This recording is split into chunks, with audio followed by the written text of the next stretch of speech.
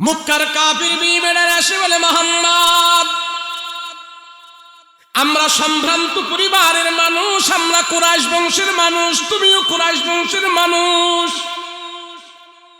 কুরাইশ বংশের মানুষেরা খানা কাবার দেখাশোনা করে, খানা কাবা দেখশন করে, খানা কাবা পরিচালনা করে। আমাদের ভিতর থেকে কাউকে তুমি মুয়াজ্জিন বানাও। আল্লাহর নবী চুপ হয়ে আছে, আর আবু জাহেল উকবা সাহেবারা নবীরা এসব বর্ষনা দিতেছে। আল্লাহ বাঁচাইছে, আমার বাপদাদারা তোমার এই কর্মকাণ্ড দেখে নাই। বেলালের মতন একটা কালো মানুষকে কেন তুমি মুয়াজ্জিন বানাইলা খানায় কাবার?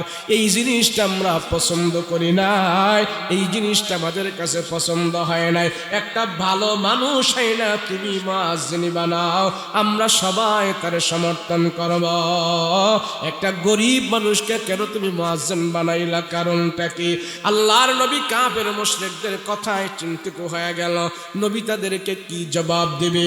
পয়গম্বর তো মুয়াজ্জিন বেলালকে খানায় কাবা থেকে বাদও দিতে পারবে না। আবার তো সে যদি এই কথাগুলো শুনে খারাপ লাগবে। হযরত বেলালের কানের মধ্যে এই কথাগুলো চলে গেছে। ওগো বেলাল, তোমারে যে আল্লাহর রাসূল খানায় কাবার মুয়াজ্জিন বানাইছি, কাফের মুশরিকরা এটা মেনে নিতে পারে না। তুমি গরিব হওয়ার কারণে, তুমি দুর্বল হওয়ার কারণে, তোমার চেহারা ভালো না, জবানটা ভালো না, সেই জন্য এই মক্কার কাফির মুশরিকরা তোমাকে মেনে নিতে পারে না। নবীজির কাছে এসে তারা তোমার বিরুদ্ধে নালিশ করেছে, তোমারে যেন আর মুয়াজ্জিন না বানায়, তোমার আজান যেন আর না শুনে। হযরত বেলাল চোখের পানি ছেড়ে ছেড়ে কান্নায় ভেঙ্গে পড়ল।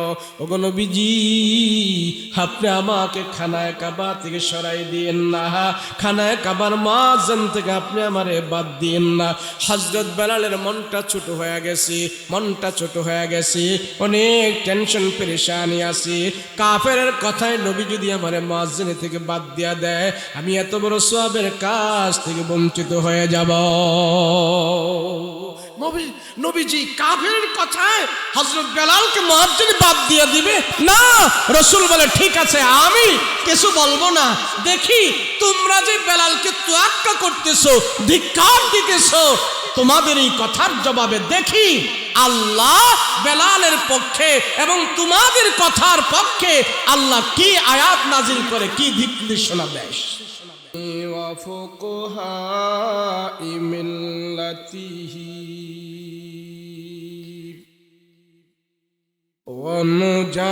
ونجباء طريقته أجمعين أما بعد فأعوذ بالله من الشيطان الرجيم بسم الله الرحمن الرحيم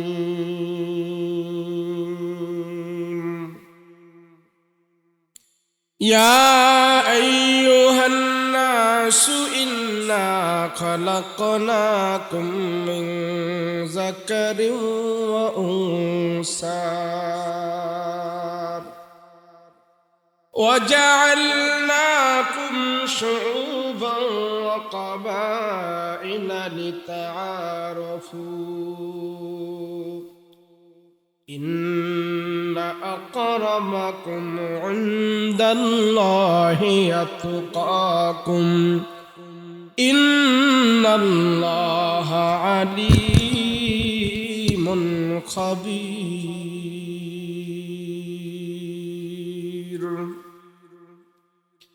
قال سيدنا رسول الله صلى الله عليه وسلم الدنيا خلقت لكم وأنتم خلقتم للآخرة أو كما قال النبي عليه الصلاة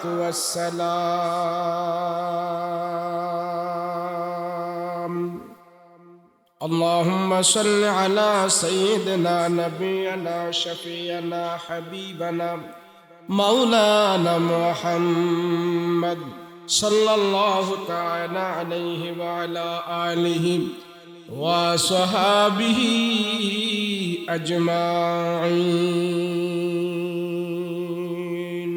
আলহামদুলিল্লাহ। সবাই পড়েন আলহামদুলিল্লাহ। দূরত্বে আওয়াজ জানাকে, দূরত্বে যেন আওয়াজ যায়।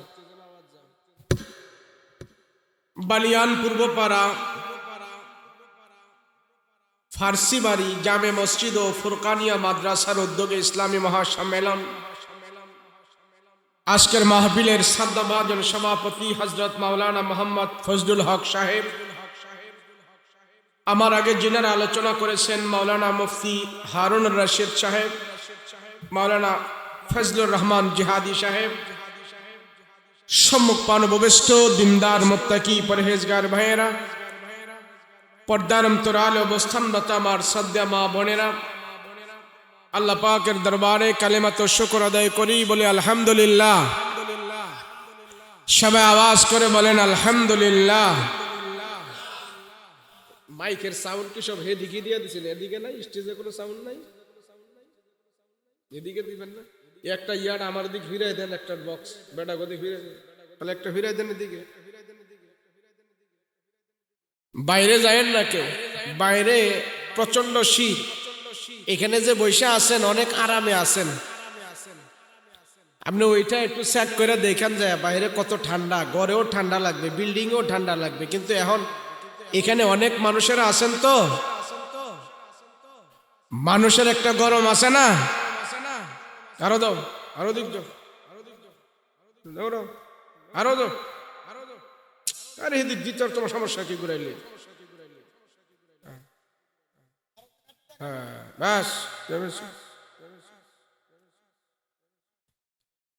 বাইরে পুরা গরম আর ভিতরে ঠান্ডা, এটা আপনি অনুভব করতে পারবেন একটু গেলে। বহুত মানুষ তো, মানুষের গরমে এখানে খুব আরামে আছেন। আলহামদুলিল্লাহ, এই আরামটা যেন আল্লাহ কবুল করে, বলে না আমিন। সবাই বলে না আমিন। আমি ঢুকছিলাম, একজনকে কইলাম, কয় বগার বাজারের রাস্তা দিয়ে আপনি যাইবেন ফুলবাড়িয়া, সহজে আয়া পড়বেন। ঢুকছি এদিক দিয়ে, ওমা ঢুইকা 2 হাত দূরে কি আছে কিচ্ছু দেখি না। ড্রাইভারে গাড়ি টানে, আমি কে বাচ্চা থাকলে মাহফিল করন যাবো, গাড়ি গাতাত মাতাত বালাচ্ছে। এরপরেও আলহামদুলিল্লাহ আল্লাহ হাজির করে দিছে। হ্যাঁ ভাই সাহেব, মাইকুল ইডাবারে ঢুকুরান আমার দিকে, ইডাবারে যায়। বহুত কষ্ট করে আইছি, গুরান। আপনারা 1 ঘন্টা বইবেন নি? 1 ঘন্টা সময় দিবেন না আমারে? দিবেন? আমি কিন্তু মুসাফির। আমি কি? আমি মুসাফির। রসুল বলেছেন মুসাফিরের দোয়া। এটার সাউন্ড কমাই লাগে রে আবার, এটার সাউন্ড কমাই লাগে রে। আমারে না জানাইয়া মিশরও ধরো না। হ্যাঁ ধরো না, আমারে না জানাইয়া দাও। দূরের থেকে চলে আইছি, আমি মুসাফির। মুসাফিরের দোয়া আল্লাহ কবুল করে। কি করে? ধরে বলেন কি করে? মুসাফিরের দোয়া আল্লাহ কবুল করে, এবং সেই ফলাফল আল্লাহ আপনারে কখন দিব সেটা আল্লাহ ভালো জানে, কিন্তু কবুল হবে। কি হবে? কবুল হবে। আমি যেহেতু মুসাফির, দোয়া আল্লাহ কবুল করবে, কিন্তু ফলাফল আল্লাহ কখন দিবে সেটা আল্লাহর বিষয়, কিন্তু দোয়া কি হবে? কবুল হবে। নবীজি বলেছেন, একটা দাও না, দোনটা মোরাও করে। আচ্ছা ঠিক আছে, আর কমাইও না।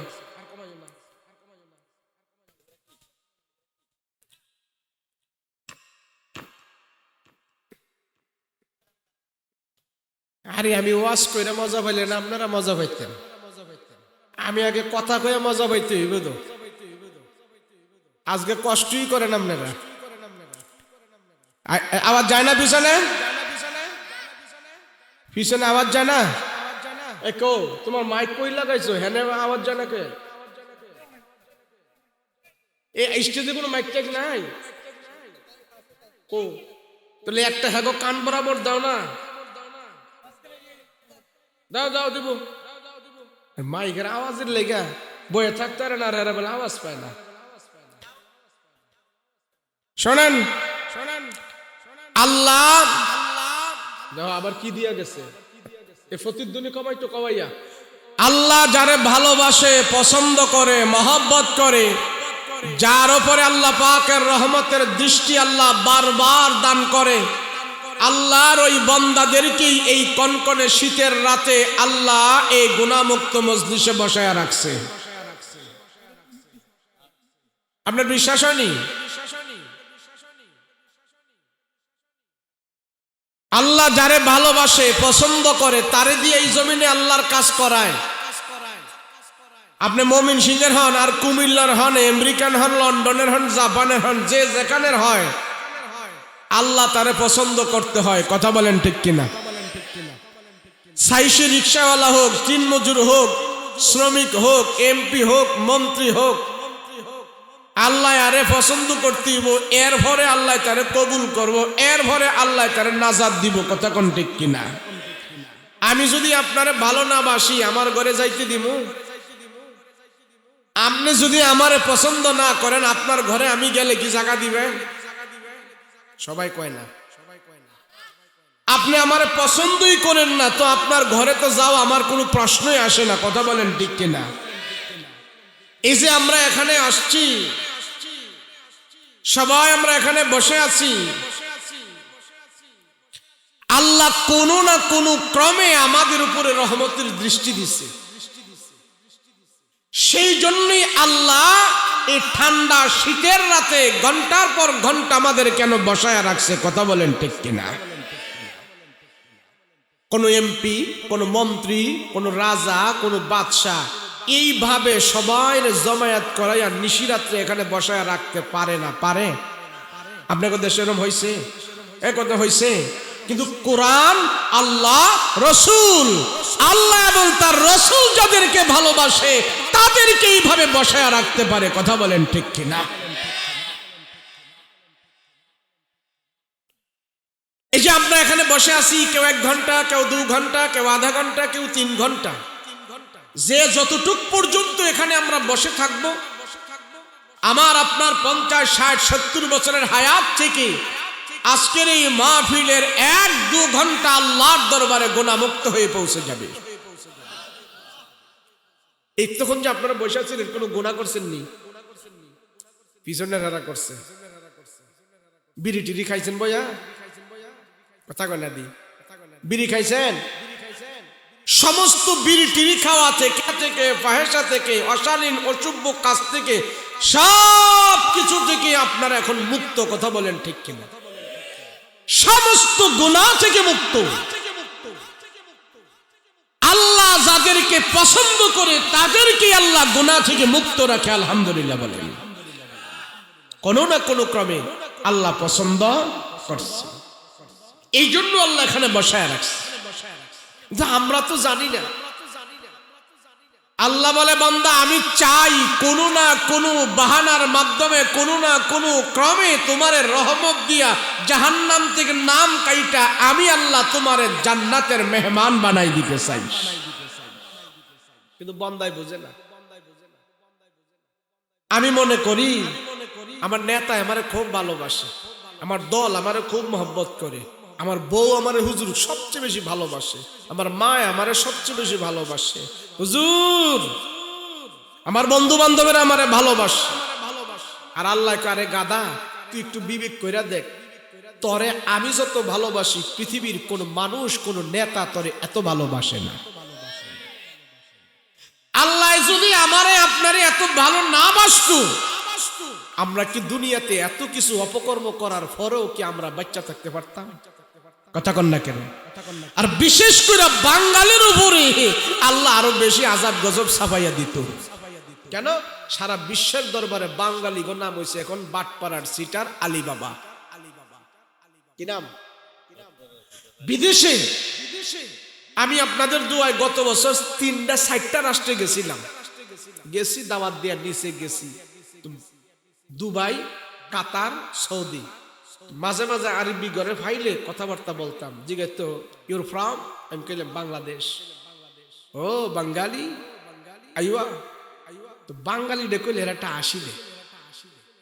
আমি তো হ্যাঁ সব ভাষা বুঝলাম যে কিরা আসে কেরে কইতে কইেন না হুজুর, এটি আমগরুল খালি টল করে, বাঙালি গরুল খালি টল করে, দেখেন না বাঙালি কোনো দাম নাই। আমি বাঙালি দাম নাই, এরপর তো বাঙালিরা বহুত কাজ করে। হুজুর এরা আমগরে আলী বাবা কয়, আলী বাবা আলী বাবা কি বুঝা যায় না?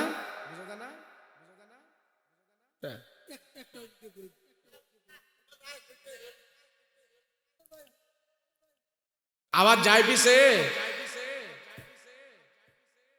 আছে, ঠিক আছে আলহামদুলিল্লাহ আলহামদুলিল্লাহ। এই ভাই আর ডিস্টার্ব করে না, সময় কম। না এটা থামাই দেন না, এটা থামাই দেন, লাগাই দেন, লাগাই দেন, চলে দেন। তো জিগাইলাম কিরে আলী বাবা কয় কে? হুজুর বাঙালি করে সুর কয়। কি কয়? আমি কই তাহলে এইটার উত্তর আর দেওয়ান যেত না কেরে? আমগো বাঙালিরা সুরই বেশি কেরে, আমরা মানুষ বেশি, সুরি সামারি আমগো বন্ধ করতে পারি নাই কেরে? আল্লাহ সারাইছে বাংলাদেশ থেকে গরিব গরিব মানুষটি সৌদি আরবে গেছে, এন ছোট ছোট সুর আইছে। আর আমগো বাংলাদেশ বড় বড় সুর আছে, হেডি যদি সৌদি আরব আইয়ে তাহলে বড় সুর গোজালায় সৌদি আরবের তারা বাঙালি করে আনাই বন্ধ করে দিব। এটাতে তো আল্লাহ রহমত করছে। তখন আমি তারে বললাম তুই হেরে বইলা দে, বাঙালি করে যে সুর কয় বাঙালি কি আর কোনো গুণ নাই? এবছর কোরআন প্রতিযোগিতা দিয়া মক্কার মেদে 150টা দেশের ভিতরে কোরআন প্রতিযোগিতায় বাঙালি একটা ছেলে যেন ফার্স্ট প্রাইজ নিয়ে গেছে। একইটা জানে জিগা হেরে হেরে আর বিদায় কইছে কয় না আমি জানি না। তারে বইলা দি বাংলাদেশ শুধু সুরের দেশ না, বাংলাদেশে বর্তমানে 2 লক্ষের উপরে কোরআনের হাফেজ তৈরি হয়ে গেছে। জোরে বলেন না সুবহানাল্লাহ। 2 লক্ষের উপরে বাংলাদেশে জীবন্ত কোরআন আছে। পৃথিবীর কোন দেশে 2 লক্ষের মতো কোরআনের হাফেজ নাই। সৌদি আরবে কোরআন নাজিল হয়েছে, মক্কায় কোরআন নাজিল হয়েছে, মদিনায় কোরআন নাজিল হয়েছে, এই দেশে নবী এসেছে, রাসূল এসেছে, কিন্তু 2 লক্ষ হাফেজ সৌদি আরবেও নাই। এই বাংলার জমিনে 2 লক্ষের উপরে কোরআনের হাফেজ আল্লাহ তৈরি করে দিয়েছে। আরে ক চুরি করা, বাঙালিরা চুরি করে, মানুষ বেশি, 2-1টা সুর হইতেই পারে। হেরে ক চুরি করা, শুধু চুরি করে এটা কইছি না, হেগরে ক বাংলাদেশে তগদেশের কোরআনের হাফেজ বেশি আছে। কথা বলেন ঠিক কিনা? যদি খানে আমরা চুরির দেশের বন্ধ করতে পারতাম, সব দিক দিয়া আমরা সারা পৃথিবীতে মাথা উঁচু করে দাঁড়াইতে পারতাম। কথা বলেন ঠিক কিনা? এই ভাই লাড়াচাড়ি বন্ধ করেন, মাইক ঠিক করেন, ইত্যাদি আওয়াজ করেন যেত না, এত কাছে গিয়া কথা দাও না। আমরা আমগর দাওয়াত দেওয়া যদি আমরা টেহাও না দেন, না খাওয়ান, কোনো অসুবিধা নাই। এই যে এন কথা কই, কথা জানা ভালো কই, আপনি এন ঠিক করেন নিয়ে।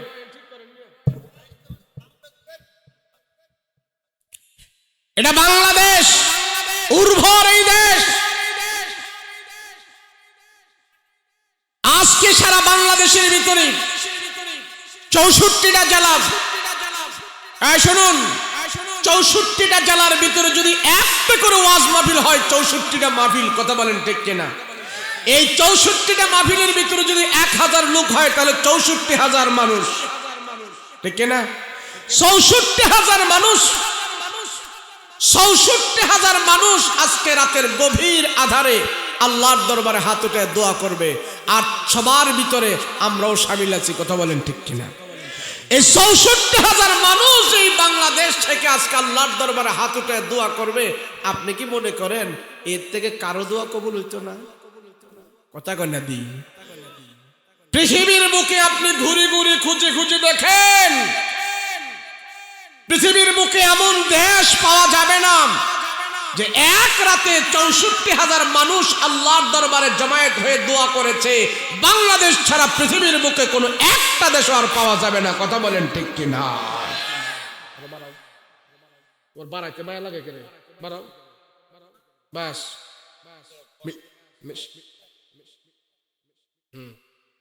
কারা কারা কারা ওয়াজ কারা? এই ব্যক্তি আমি ওয়াজ করতাম না, আবার ওয়াজ পার্থক্য আছে। কেমন ঠিক আছে? আপনি সাউন্ড বাড়াইবেন, আপনারা কইসি দিকে ঠেলা হেলে দিয়ে দিছেন, আবার সাউন্ড বাড়লে কমাইবেন, কারণ আপনি সুন্দর করে দিতে পারেন না। আমি কথা কই, আপনি বইয়ে থাকেন, না চললে আমি কমু, আপনি সুন্দর মতো চালাইবেন। আপনি রাগ করেন না, প্রত্যেক রাত্রে মাইকেলের লোক আমার দেখা হয়। আবারও কয় আগেও চলছে, ফুলের হ্যাক গেলেন, আমরা জানেননি। আপনার মাইক যদি নষ্ট হয়ে যায়, যদি ইউনিট কাটটা যায়, আমার তো কই তো সমস্যা কি আর তুলি। আলহামদুলিল্লাহ মাইক ভালো, মাইক কিন্তু খারাপ না, মাইক ভালো, হয়তো সেটিং একটু হয়েছে, মাইক ভালো, আল্লাহ কবুল করেন, বলেন আমিন। 64,000 জেলা থেকে আজ রাতে আল্লাহর দরবারে 1,000 করে মানুষ হলো, 64,000 মানুষ আজকে হাত উঠাইবে আল্লাহর কাছে। প্রত্যেক দিন শীতের সিজনে এরম প্রত্যেক জেলা থেকে একটা মাহফিল দৌড়ি। আচ্ছা ময়মনসিংহ জেলা কি একটা মাহফিল আজকে? কথা বল না, একটা মাহফিল, একটা মাহফিল না, কয়েক, আমার মনে হয় 50টা তো হবেই, আরো বেশি হবে। তাহলে এরকম একটা মাহফিল ধরছি, 64,000 লোক আল্লাহর দরবারে আজকে হাত উঠাইতেছে। এই 64,000 লোকদের সাথে আমি আর আপনিও শামিল আছি, কথা বলেন ঠিক কিনা? আমি আপনিও শামিল। এই হলো বাংলাদেশ। আর আমি মনে করি এই শীতের সিজনে প্রত্যেক রাতে আল্লাহর দরবারে হাত উঠে যে আমরা দোয়া করতেছি, আমাদের এই দোয়ার বদলতেই আল্লাহ বাংলাদেশকে, ছোট্ট একটা শিশু রাষ্ট্রকে আল্লাহ সব দিক দিয়া এখন পর্যন্ত আমাদেরকে ঠিক রাখছে, কথা বলেন ঠিক কিনা? না হয় আর কোনো আমি দেখি না। কেন বাঙালি আমরা যে সিটারি বাটপারি যা করেছি, যদি সব সিটারি বাটপারির ওসল এবং সিটারি বাটপারির সব সাজা যদি আল্লাহ আমাদেরকে নগদে দেয়, একজন আমরা বেঁচে থাকার কথা না। আমি বলি বাংলাদেশ সারা বিশ্বের দরবারে এক সপ্তাহে সুনাম অর্জন করবে, একজন বাঙালিকেও চোর বলার কেউ সাহস পাবে না। যদি বাংলাদেশের মানুষ চোর মুক্ত হতে হয়, দেশকে যদি চোর মুক্ত রাখতে হয়, একটা আমল করলে সব ঠিক হয়ে যাবে। কোরআন থেকে সব আইন বাস্তবায়ন করার দরকার নাই, শুধু একটা আইন বাস্তবায়ন করো। কয়টা? জোরে কোন কয়টা? একটা। কোরআনের যত আয়াত আছে 6,666 আয়াত আপনার মানার দরকার নাই, প্রথম শুধু একটা মানেন। এটা কি? চুরি করলে হাত কাটটা দেওয়া। খালি সংসদে এইটা ভাষণ। বাংলাদেশে চুরি হইতো না, চুরি তো হইতো না, গুলিস্তান টাকার বস্তা ফেরা থাকলো কেউ ধরতো না। শুধু একটা আইন করা হোক, দেশ ভালো হয়ে যাবে, দেশের মানুষ দরজা খুলে ঘুমাবে, কারো মালে কেউ হস্তক্ষেপ করবে না। কোরআন থেকে যদি একটা আইন করা হয়, কথা বলেন ঠিক কিনা? কিন্তু এটা সম্ভব না। করবো কেডায়? যে বিয়াই করবে উনি তো এটাই নেবামে খায়, কথা বলেন ঠিক না? করতো না। ওই যে সৌদি আরব নাকি চুরি হয়, তো চুরি হয় দেখে হেরা করছে, সিদ্ধান্ত নিয়েছে যে আমরা চোর ধরার একটা মেশিন লাগাই। হ্যাঁ ভালো করে শুনেন, আমি কিন্তু মজুর এত ভূমিকা টুমিকা নেই নাই, ডাইরেক্ট শুরু করছি। সৌদি আরবের তারা চোর ধরার মেশিন লাগাইছে, তো 2 মাস এই মেশিনটা রাখা দিয়েছে। 2 মাসের ভিতরে মাত্র 5টা চোর ধরা পড়ছে। কোন দেশে? 5টা চোর ধরা পড়ছে। এখন সৌদি আরবের একটা কথার কথা আর কি, সৌদি আরবের তারা যে এই মেশিন লাগাইছে, এটা আবার দেখছে দুবাইয়ের তারা, হেরা করে আমগো দেশেও লাগাই, দুবাইয়ের তারাও লাগাইছে। 2 মাস চোরের মেশিন লাগাইয়া হেরা এই মেশিন দিয়ে চোর ধরতে পারছে 20টা। কয়টা? জাপানের তারা কয় আমরা তো টেকনোলজি ভালো জানি, আমগো দেশে আমরা চোর ধরবো, মেশিন লাগাইছে চোর ধরার। জাপানের তারা এই খুব অত্যাধুনিক মেশিন লাগাইয়া 2 মাসের ভিতরে চোর ধরছে 50টা। কটা ধরছে? পাকিস্তানের কারা আমরাও লাগাই, হেরা লাগাইছে 2 মাস লাগাইয়া চোর ধরার মেশিন লাগাইছে, লাগাইয়া হেরা ধরছে চোর ধরছে 100। কয়শো ধরছে? এই খবর বাংলাদেশ হয়েছে। বাংলাদেশে আমগো বাংলাদেশে চুরি বেশি হয়, আমগো দেশে মেশিন লাগানোর কাম। বাংলাদেশে তারা জাপানের থেকে খুব অত্যাধুনিক টেকনোলজি মেশিন আনছে, সুর ধরবো, সুর ধরার মেশিন লাগাই রাখছে 2 মাস 3 মাস, মানে চিন্তা করছে আমগো দেশ পুরো ভালো হয়ে যাবে। সুর ধরার মেশিন যা লাগাইছে 2 মাস পরে যায়া দেখে সুর ধরা পড়ছে কয়টা, যায়া দেখে মেশিন দিয়ে চুরি হয়ে গেছে। এটার নাম হইল বাংলাদেশ। কথা বলেন ঠিক কিনা? মেশিন দিয়া চুরি বন্ধ করা যাইব না, পুলিশ দিয়া চুরি বন্ধ করা যাইব না, জেলখানা বানাইয়া ডাকাত বন্ধ করা যাইব না, দুর্নীতি বন্ধ করা যাইব না, র‍্যাব সীতা কোবরা দিয়া দুর্নীতি বন্ধ করা যাইব না। দুর্নীতি যদি বন্ধ করতে হয়, দ্যাট যদি ভালো করতে হয়, আমার রসুল মক্কায় এরকম জাহেল সুর বাটপার যত আছিল সবগুলোর ভালো করে ফেলছে নবীজি কোরআন দিয়া। কথা বলেন ঠিক কিনা? আমরা কিচ্ছু বলি না, একটা আইন বাস্তবায়ন করো, ভালো হয়ে যাবে। কয়টা আইন?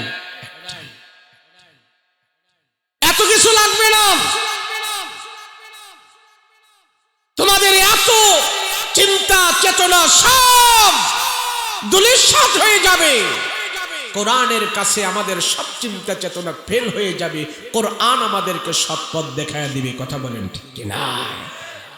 আমি কোরআন থেকে যে আয়াতটা পড়ছি, এই আয়াতটা আল্লাহ পাক কোরআনে কারীমের ভিতরে নাজিল করছেন একটা ব্যক্তিকে কেন্দ্র করে। আমার ওয়াজটা বোঝার জন্য এই ইতিহাসটা মনে রাখবেন। পৃথিবীতে আল্লাহ পাক 3টা মানুষকে কালো বানাইছে। কয়টা? জোরে বলেন কয়টা? 3টা। খুব মনে রাখবেন। কালো তো কালো, আমাদের সমাজে অনেক মানুষ আছে কালো মানুষ, কিন্তু কালো হইলে কি আছে, তার অনেক ডিগ্রি আছে, বিদ্যা বুদ্ধি আছে।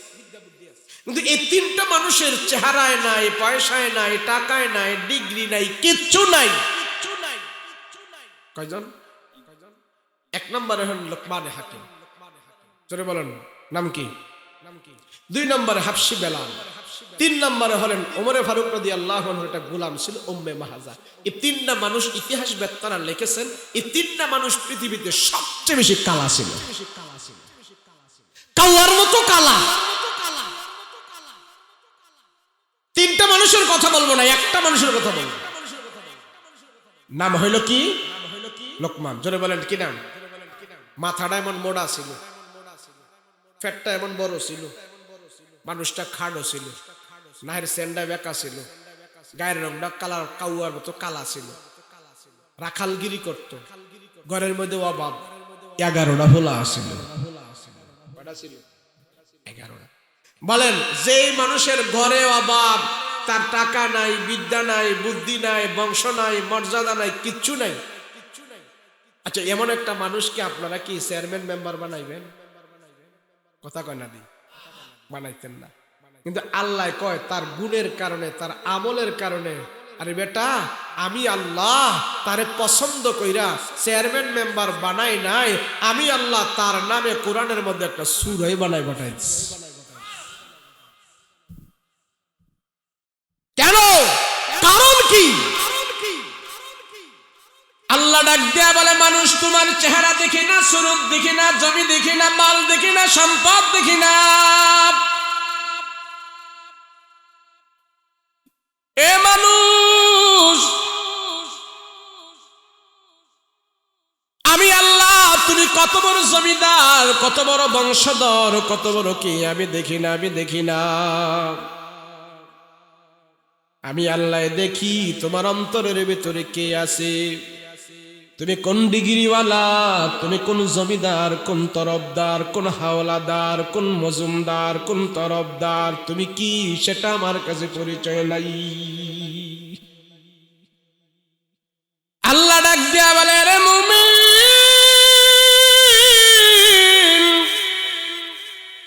সমাজের কেউ তোরে দাম দেয় না, কোনো অসুবিধা নাই। তুমি একজন ভ্যান ড্রাইভার, তুমি একজন রিকশাওয়ালা, তুমি একজন শ্রমিক, তুমি একজন দিনমজুর, দুনিয়াতে তুমি 60-70 বছর দিনমজুর থাকবা, 60-70 বছর রিকশাওয়ালা থাকবা, কিন্তু তোমার দিলের ভিতরে যদি আমার আল্লাহর ভয় থাকে, 70 বছর তুমি রিকশাওয়ালা, তুমি রিকশাওয়ালা হইয়া যদি তুমি মৃত্যুবরণ করো, আর তোমার দিলের ভিতরে ছিল আল্লাহওয়ালা, তোমার রিকশা বেয়ে তুমি হালাল ইনকাম করে করে তুমি যে টাকা পয়সা করে দুনিয়ার জীবন যাপন করেছো, তোমার মৃত্যু হবে। মৃত্যু হওয়ার পর কবরের জীবন পার হয়ে হাসর মিজান ফুলসিরাত পার হওয়ার পর আমি আল্লাহ তোমার অন্তর ভালো হওয়ার কারণে তোমাকে আমি যখন জান্নাত দিব, ওই জান্নাতের ভিতরে থেকে একটা বাতাস আসবে, ওই বাতাসটা আইসা যখন তোমার শরীরের ভিতরে রাখবে, দুনিয়ার সব দুঃখ দূর হয়ে যাবে, সব দুঃখ শেষ হয়ে যাবে। আল্লাহ ডাক দিয়া বলেন, এ দুনিয়ার মানুষ দেখো দেখো, লুকমান কালো মানুষ, দুনিয়ার কোন মানুষ তার দাম দেয় নাই। বেলাল দুনিয়াতে কালো মানুষ, কেউ তার দাম দেয় নাই। আল্লাহর নবীর কাছে এসে মক্কার কাফের মুশরিকেরা বলে, ওগো রহমতের নবী, আপনি তামাম দুনিয়ার জন্য রহমত আমরা জানি, কিন্তু আপনাকে আমরা মানতে পারি না। ও পয়গম্বর, আপনাকে আমরা নবী মানি না, আপনার ধর্ম আমরা মানি না। এই যে খানায়ে কাবার মুয়াজ্জিন বানাইছেন আপনি বেলালকে, বেলাল একটা নির্বংশ মানুষ, হাবশী দেশের মানুষ, তার বংশের পরিচয় নাই, তার বাপমার পরিচয় নাই। আপনি সম্মানিত কাবা ঘরের মুয়াজ্জিন আপনি বেলালকে বানাইছেন, কেন আপনি বেলালকে এমন করে সম্মানের আসনে মুয়াজ্জিন বানাইছেন? আপনাকে আর কোনো মানুষ পান নাই। আবু জাহেল বলে, মুহাম্মদ আমার বাপ দাদারা এমন অবস্থাটা দেখে নাই, তুমি একটা কালো মানুষকে মুয়াজ্জিন বানাইছো, তুমি মুয়াজ্জিন বানাইছো। এই খানায়ে কাবা তুমি একটা অসম্মান করেছো কাবার। বেলালকে কেন তুমি মুয়াজ্জিন বানাইলা? অন্য কাউকে তুমি পাইলা না? একটা হাবশী বংশের মানুষকে কেন তুমি মুয়াজ্জিন বানায়া খানায়ে কাবার কেন অসম্মানী করলা? মুহাম্মদ কেন তুমি এমন করলা? মক্কার কাফির বিবেরা আসে বলে, মুহাম্মদ আমরা সম্ভ্রান্ত পরিবারের মানুষ, আমরা কুরাইশ বংশের মানুষ, তুমিও কুরাইশ বংশের মানুষ। কুরাইশ বংশের মানুষেরা খানায়ে কাবার দেখাশোনা করে, খানায়ে কাবা দেখশন করে, খানায়ে কাবা পরিচালনা করে। আমাদের ভিতর থেকে কাউকে তুমি মুয়াজ্জিন বানাও। আল্লাহর নবী চুপ হয়ে আছে, আর আবু জাহেল উকবা সাইবারা নবীরা এসব বর্ষনা দিতেছে, আল্লাহ বাঁচাইছে আমার বাপদাদারা তোমার এই কর্মকাণ্ড দেখে নাই। বেলালের মতন একটা কালো মানুষকে কেন তুমি মুয়াজ্জিন বানাইলা খানায়ে কাবার? এই জিনিসটা আমরা পছন্দ করি নাই, এই জিনিসটা আমাদের কাছে পছন্দ হয় নাই। একটা ভালো মানুষ হয় না তুমি মুয়াজ্জিন বানাও, আমরা সবাই তার সমর্থন করব। একটা গরিব মানুষকে কেন তুমি মুয়াজ্জিন বানাইলা? কারণটা কি? আল্লাহর নবী কাফের মুশরিকদের কথায় চিন্তিত হয়ে গেল। নবী তাদেরকে কি জবাব দেবে? পয়গম্বর তো মুয়াজ্জিন বেলালকে খানায়ে কাবা থেকে বাদও দিতে পারবে না, আবার তো সে যদি এই কথাগুলো শুনে খারাপ লাগবে। হযরত বেলালের কানের মধ্যে এই কথাগুলো চলে গেছে, ওগো বেলাল, তোমারে যে আল্লাহর রাসূল খানায়ে কাবার মুয়াজ্জিন বানাইছি, কাফের মুশরিকরা এটা মেনে নিতে পারে না। তুমি গরিব হওয়ার কারণে, তুমি দুর্বল হওয়ার কারণে, তোমার চেহারা ভালো না, জবানটা ভালো না, সেই জন্য এই মক্কার কাফির মুশরিকরা তোমাকে মেনে নিতে পারে না। নবীজির কাছে এসে তারা তোমার বিরুদ্ধে নালিশ করেছে, তোমারে যেন আর মুয়াজ্জিন না বানায়, তোমার আজান যেন আর না শোনে। হযরত বেলাল চোখের পানি ছেড়ে ছেড়ে কান্নায় ভেঙ্গে পড়ল, ওগো নবীজি, আপনি আমাকে খানায়ে কাবা থেকে সরাই দিয়েন না, খানায়ে কাবার মুয়াজ্জিন থেকে আপনি আমারে বাদ দিয়েন না। হযরত বেলালের মনটা ছোট হয়ে গেছে, মনটা ছোট হয়ে গেছে, অনেক টেনশন পেরেশানি আছে। কাফেরের কথায় নবী যদি আমারে মুয়াজ্জিন থেকে বাদ দিয়া দেয়, আমি এত বড় সওয়াবের কাজ থেকে বঞ্চিত হয়ে যাব। নবীজি কাফেরের কথায় হযরত বেলালকে মুয়াজ্জিন বাদ দিয়ে দিবে না।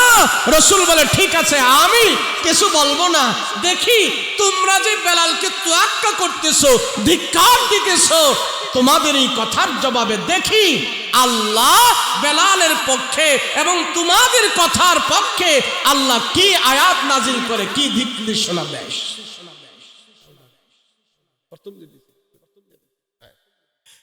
আল্লাহ কি আয়াত নাজিল করে আমি সেটা দেখব। আমি আমার কোনো কথায় বেলালকে আমার খানায় কাবা থেকে মুয়াজ্জিনি বাদ দিব না। কাফের মুশরিকরা আইসা দেখে মুহাম্মদের ডাইনে বামে সামনে পিছনে গামলা মানুষ, দিন মজুর, শ্রমিক, বাগানে পানি দেয়, খেজুর পয়রা পয়রা এগুলা দিয়া দিনাতিপাত করে, এমন গরিব মানুষগুলো রসুলের কাছে বসা থাকে। কাফেররা এটা অ্যাকসেপ্ট করে নিল না। মুহাম্মদ তুমি একজন নবী, সারা পৃথিবীতে তোমার ধর্ম চলবে, আর এই গরিব মানুষগুলো নিয়ে তুমি চলাফেরা করো। আমাগো মতন এত বড় দেখো না শান শৌকতলা যারা আছে, এই গরিবের সাথে আমরা বৈশাখ কেমনে তোমার সাপোর্ট করি, আর খানায় কাবার মুয়াজ্জিন বানাইছো বেলাল রে, এটা কি হইতে পারে? তো নবীজি তাদের কথার কোনো জবাব দেয় না। নবীজি বলে আচ্ছা ঠিক আছে, যদি তোমাদের এমন খারাপ লাগে তোমাদের কথাটা আমি আল্লাহর কাছে হাওলা করে দিচ্ছি, দেখি আল্লাহ পাক তোমাদের কথা অনুযায়ী কি নাজিল করে, আল্লাহ কি দিক নির্দেশনা দেয়। তো সাহাবীরা সবাই এখানে বসা আছে। আল্লাহর রসুলের কাছে জিবরাইল আমিন গট গট গট গট গট গট করে ঘন্টার আওয়াজ বাজায়া আল্লাহ কোরআনের একটা আয়াত বেলালের শানে নাজিল করে দিয়েছে। ইয়া আইয়ুহান নাসু ইন্না খালাকনাকুম মিন যাকারিন ওয়া উনসা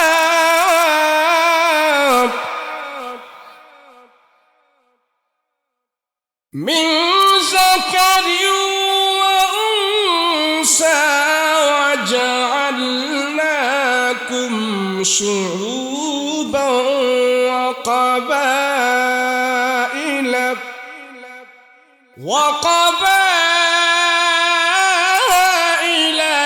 لتعارفوا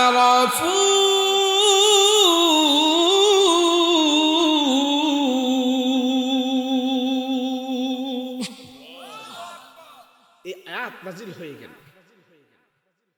ইন্না আকরামাকুম ইনদাল্লাহি ইয়াতকাকুম ইন্নাল্লাহা আলিমুল খাবীর।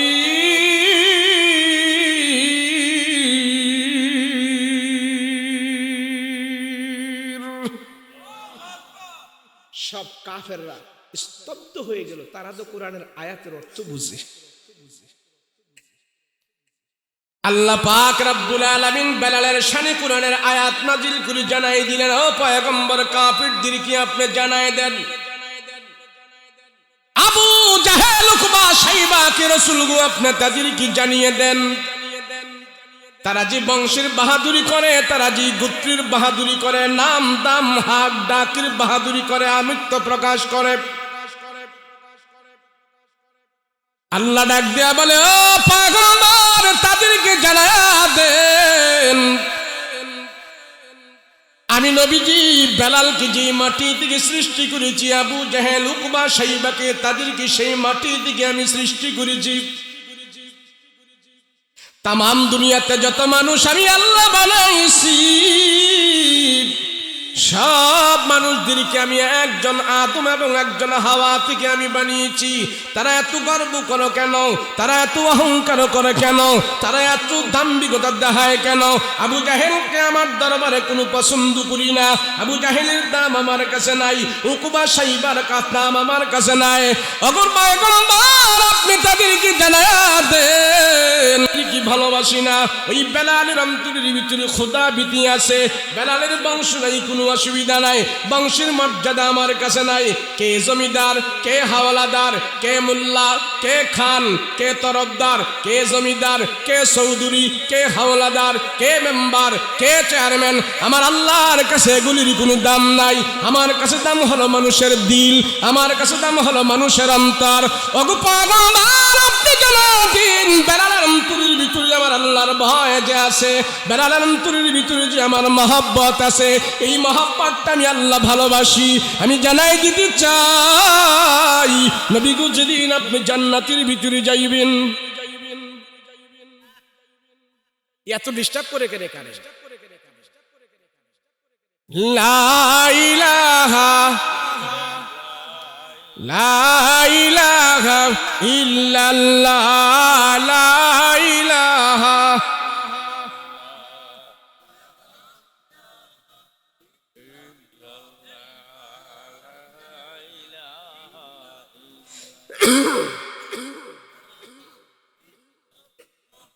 লা ইলাহা ইল্লাল্লাহ লা ইলাহা লা ইলাহা ইল্লাল্লাহ মুহাম্মাদুর রাসূলুল্লাহ সাল্লাল্লাহু আলাইহি ওয়াসাল্লাম। আল্লাহ ডাক দিয়া কয় পয়গম্বর তাদেরকে জানায়া দেন, আবু জাহেলের অন্তরের আমার কাছে দাম নাই। কে জমিদার, কে হাওলাদার, কে তরফদার, কে মজুমদার, কে সাব, এই সাব সেই সাব তুমুক সাবের দাম আমার কাছে নাই। খোদা বিতি যার ভিতরে আছে, চাই সে আদনা মানুষ হোক, চাই সে একজন রিক্সাওয়ালা হোক, চাই সে একজন ভ্যান ড্রাইভার হোক, চাই সে একজন দিন মজুর হোক, আমি আল্লাহ সেই অন্তরকে ভালোবাসি। যে অন্তরের ভিতরে আমার আল্লাহর ভয় আছে, ওই অন্তর আমি আল্লাহ জান্নাতের জন্য কবুল করে নিয়েছি। ওগো রাহমাতুল লিল আলামিন পয়গম্বর, ওই তাদেরকে জানায়া দেন, কাফির মুশরিকদেরকে জানায়া দেন, বেলালের দাম আর তাদের দাম এক নয়। তারা দুনিয়াতে দামি হতে পারে, আর বেলাল আমার কাছে দামি। দুনিয়াতে তাদের দাম, বেলালের দাম আমার কাছে। একদিন কাফির মুশরিকরা বুঝতে পারবে আমি বেলালকে কত দামি বানিয়েছি। আমার নবী যেদিন জান্নাতের ভিতরে যাবে, ওই নবীকে আমি জান্নাতে নেওয়ার জন্য যেই গোড়া দিয়া নবীকে জান্নাতে সম্মানের সহিত আমি জান্নাতের ভিতরে নিয়ে যাব, ওই গোড়ার লাগাম ধরে ধরে বেলাল রাসূলকে জান্নাতে নিয়ে যাইবে। ওই জাহান্নামী কাফির মুশরিকরা তখন দেখতে পারবে আমার নবীর সাথে আপনার বেলালও সেদিন জান্নাতের মেহমান হয়ে যাবে। এত দাম্ভিকতা দেখায় কেন? এতারা এত গরম দেখায় কেন? এদের গরম এদের কাছে থাকবে 50 বছর, 60 বছর, 70 বছর, কিন্তু বেলাল যেদিন জান্নাতি হয়ে যাবে, বেলালের জিন্দেগি সেদিন থেকে উন্মুক্ত হয়ে যাবে, ধনী হয়ে যাবে, সুন্দর হয়ে যাবে। আমি আল্লাহ বেলালের দাম কোটি কোটি গুণে তাদের থেকে আমি বাড়াই দিয়েছি। বলেন সুবহানাল্লাহ। দেখেন না, আমরা যদি টাকা পয়সা একটু কম হয় তো আমাদের মনটা একটু ছোট হয়ে যায়। কথা কোন ঠিক কিনা? হুজুর হেরে খোদা এত টাকা দিছে, হেরে এত কিছু দিছে, আমারে হুজুর কেরে আল্লাহ গরিব বানাইছে, আমি কি দুষ্ট করছি? বলে কে বলে না? এরকম গরিব হওয়ার কারণে আমাদের মনোবল ভাঙ্গা যায়। হুজুর আমি গরিব। আরে গরিব, তুমি যদি গরিব হয়ে থাকো, তোমার একটা হাত আমার দিয়া লাও, 50,000 টাকা দিন। আচ্ছা রাজিব কেউ? এ কথা কন না, রাজিব? তোমার একটা হাত দিয়া দাও, 50,000 টাকা দিব। একটা চোখ দাও, 1 লক্ষ টাকা দিব। তাহলে 1 লক্ষ টাকা যদি বিনিময় যদি তুমি একটা চোখ বিক্রি না করো, 1 লক্ষ টাকার বিনিময় যদি তুমি একটা চোখ বিক্রি না করো, 50,000 টাকার বিনিময় যদি একটা পা বিক্রি না করো, আল্লাহ তোমার সারা শরীরের ভিতরে কত কোটি কোটি টাকার সম্পদ দিয়ে দিছে। কথা বলেন ঠিক কিনা? এরপরও কি আমরা গরিব না ধনী? এই কথা বলেন, গরিব না ধনী? এরপরও যখন বলি ভাই একটু আয়েন না, নামাজ পড়েন না, হুজুর আমরা গরিব মানুষ। ঠিক আছে হুজুর আমরা গরিব মানুষ, ও নামাজের বেলায় উনি গরিব হইয়া যায়, আর বেলা গরিব না, ইবাদতের বেলায় গরিব, হুজুরের বেতন দেওয়ার বেলায় গরিব, ডিশের বিল দেওয়ার বেলা গরিব না। কথা কোন ঠিক না? ডিশের বিল বাকি নাই, হুজুরের বেতন বাকি। এই সময় খুব বড় ওনার পয়সাওয়ালা, কিন্তু হুজুরের বেতন দিলে বাকি হয়ে যায়, হুজুরের বেতনের বেলায় গরিব হয়ে যায়। কথা বলেন ঠিক কিনা? যদি আমরা বলি ভাই একটু মসজিদে আইয়েন না, নামাজ টামাজ পড়েন, হুজুর আমরা গরিব মানুষ, হাতে হ্যান্ডল, পায়ে পেট্রোল, গায়ে ঘাম, আমরাও যদি আপনার মতো মসজিদে গিয়ে পইরা থাকি তো হুজুর বৌজিবুলা খাইবো ডাকি। কথা কেন নাই? আসেনি? আর এই শীতের মধ্যে তো নামাজের দাওয়াত দেমু দূরের কথা বিশ্রয়ই ভাই না, কথা কন ঠিক না? যে শীত পড়ছে এই শীতের ভিতরে কি মুসল্লি না মসজিদে বেশি না কম? কথা কয় না, বেশি না কম? কোনটা অরিজিনাল মুসল্লি আর কোনটা রেডিমেড মুসল্লি পুরা শীত নামলে চিনা যায়, কথা কয় না দে? পুরা শীতের ভিতরে চেনা যায় কোনটা অরিজিনাল আর কোনটা রেডিমেড। কিরে মসজিদে আস না কে? হুজুর যে শীত পড়ছে ওস্তাদজি, এই ঠান্ডা শীতের মধ্যে পানি হাত লাগানো যায় না, অজুবি করবার পারি না, এই শীতের মধ্যে কি মসজিদে আহা যায়নি, অজু করবার পারি না, নামাজও পড়বার পারি না, শীত যায় লোক আহমনি মসজিদে পড়লো, কি তা কয়? শীত যায় লোক ওস্তাদজি আহমনি। তো তোর যদি শীতের জন্য তুই অজু করতে না পারস তো পায়খানা প্রস্রাব করে পানি লস কেমনে রে? কথা কোন ঠিক না? নবীজি বলে আমার উম্মত হাসরের ময়দানে সমস্ত নবীর উম্মতের ভিতরে আমার উম্মত থাকবে। আমার উম্মতকে সেখানে আমি চিনব কেমনে জানো?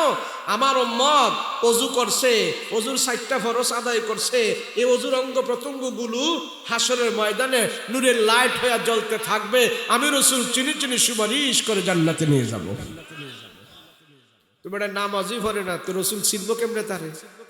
কথা কোন ঠিক কিনা? বেলালের দাম তো এমনি হয় নাই।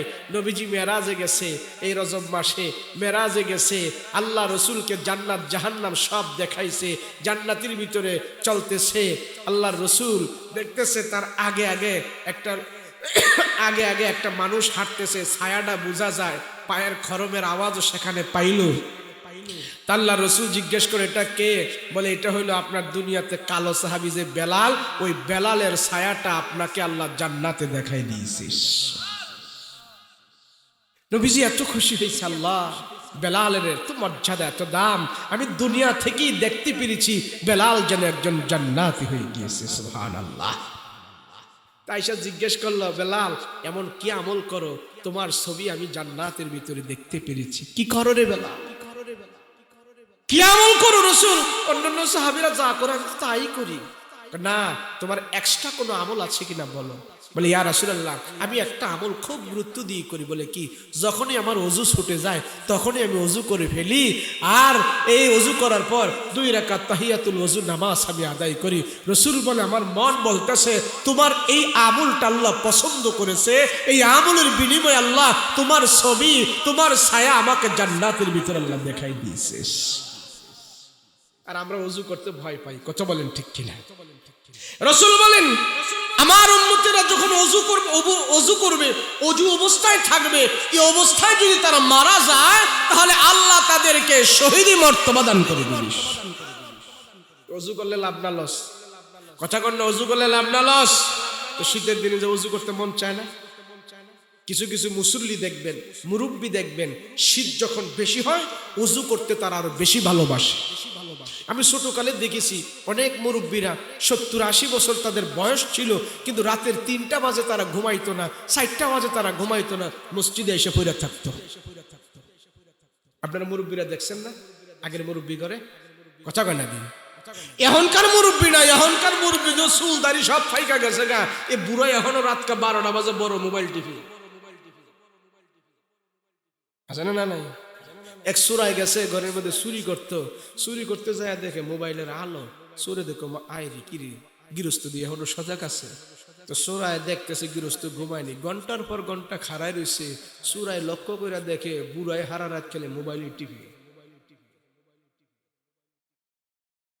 যে মুরব্বী তাহাজ্জুদ পড়ার কথা ছিল, উনি যদি রাত 12টা-1টা বাজে মোবাইল টিভিতে জুয়ান ভোলায় কি রে? কথা কোন তো দেখি, কথা কোন ঠিক কিনা?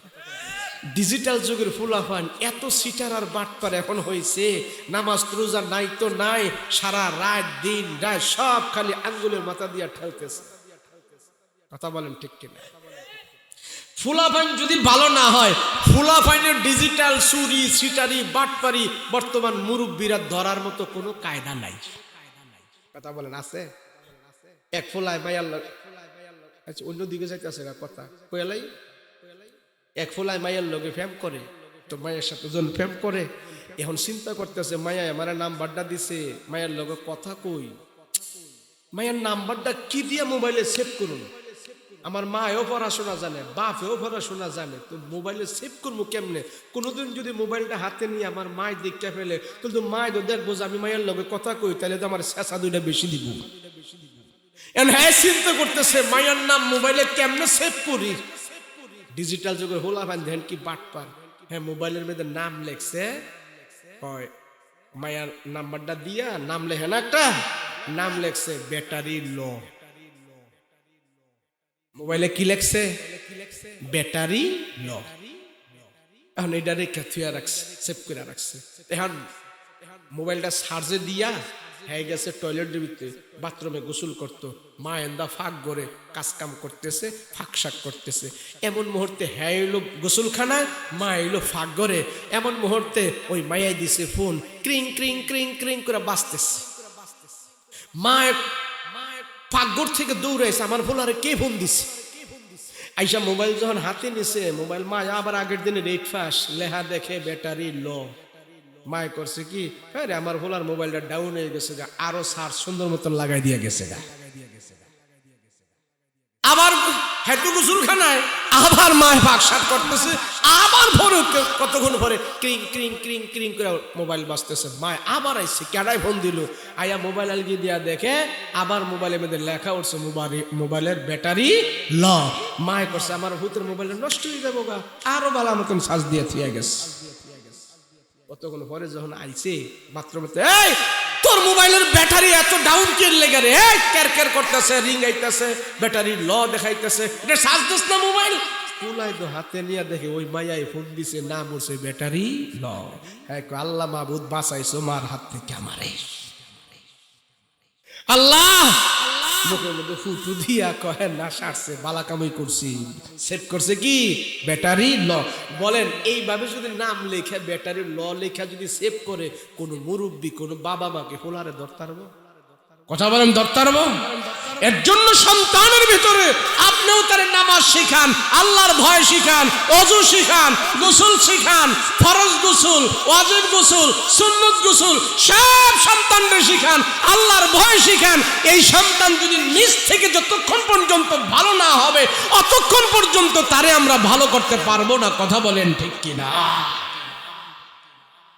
এজন্য সন্তান যখন ভালো হবে, আল্লাহ ভালো হবে, এই সন্তানের দ্বারা বাবা মা জান্নাত পর্যন্ত যেতে পারবে। কথা বলেন ঠিক কিনা? হযরত বেলাল রাদিয়াল্লাহু আনহু জান্নাতে চলে গেছে। ইয়া রাসূলুল্লাহ, আমার কোনো আমল নাই, যখনই আমার ওযু ছুটে যায় নবী গো তখনই আমি ওযু করে ফেলি, আর এই আমলটা আমি গুরুত্ব দিয়া করি, বাকি আমলও তো করি, যখনই ছুটে যায় তখনই করে ফেলি। রাসূল বলে আমার মন বলতেছে তোমার এই আমলের মাধ্যমে আল্লাহ তোমার ছবির ছায়া আমাকে জান্নাতের ভিতরে দেখাই দিয়েছে। ওযু করবেন তো ইনশাআল্লাহ? গরম না শীত? কথা কয় না, গরম না শীত সবসময় ওযু করে দেন।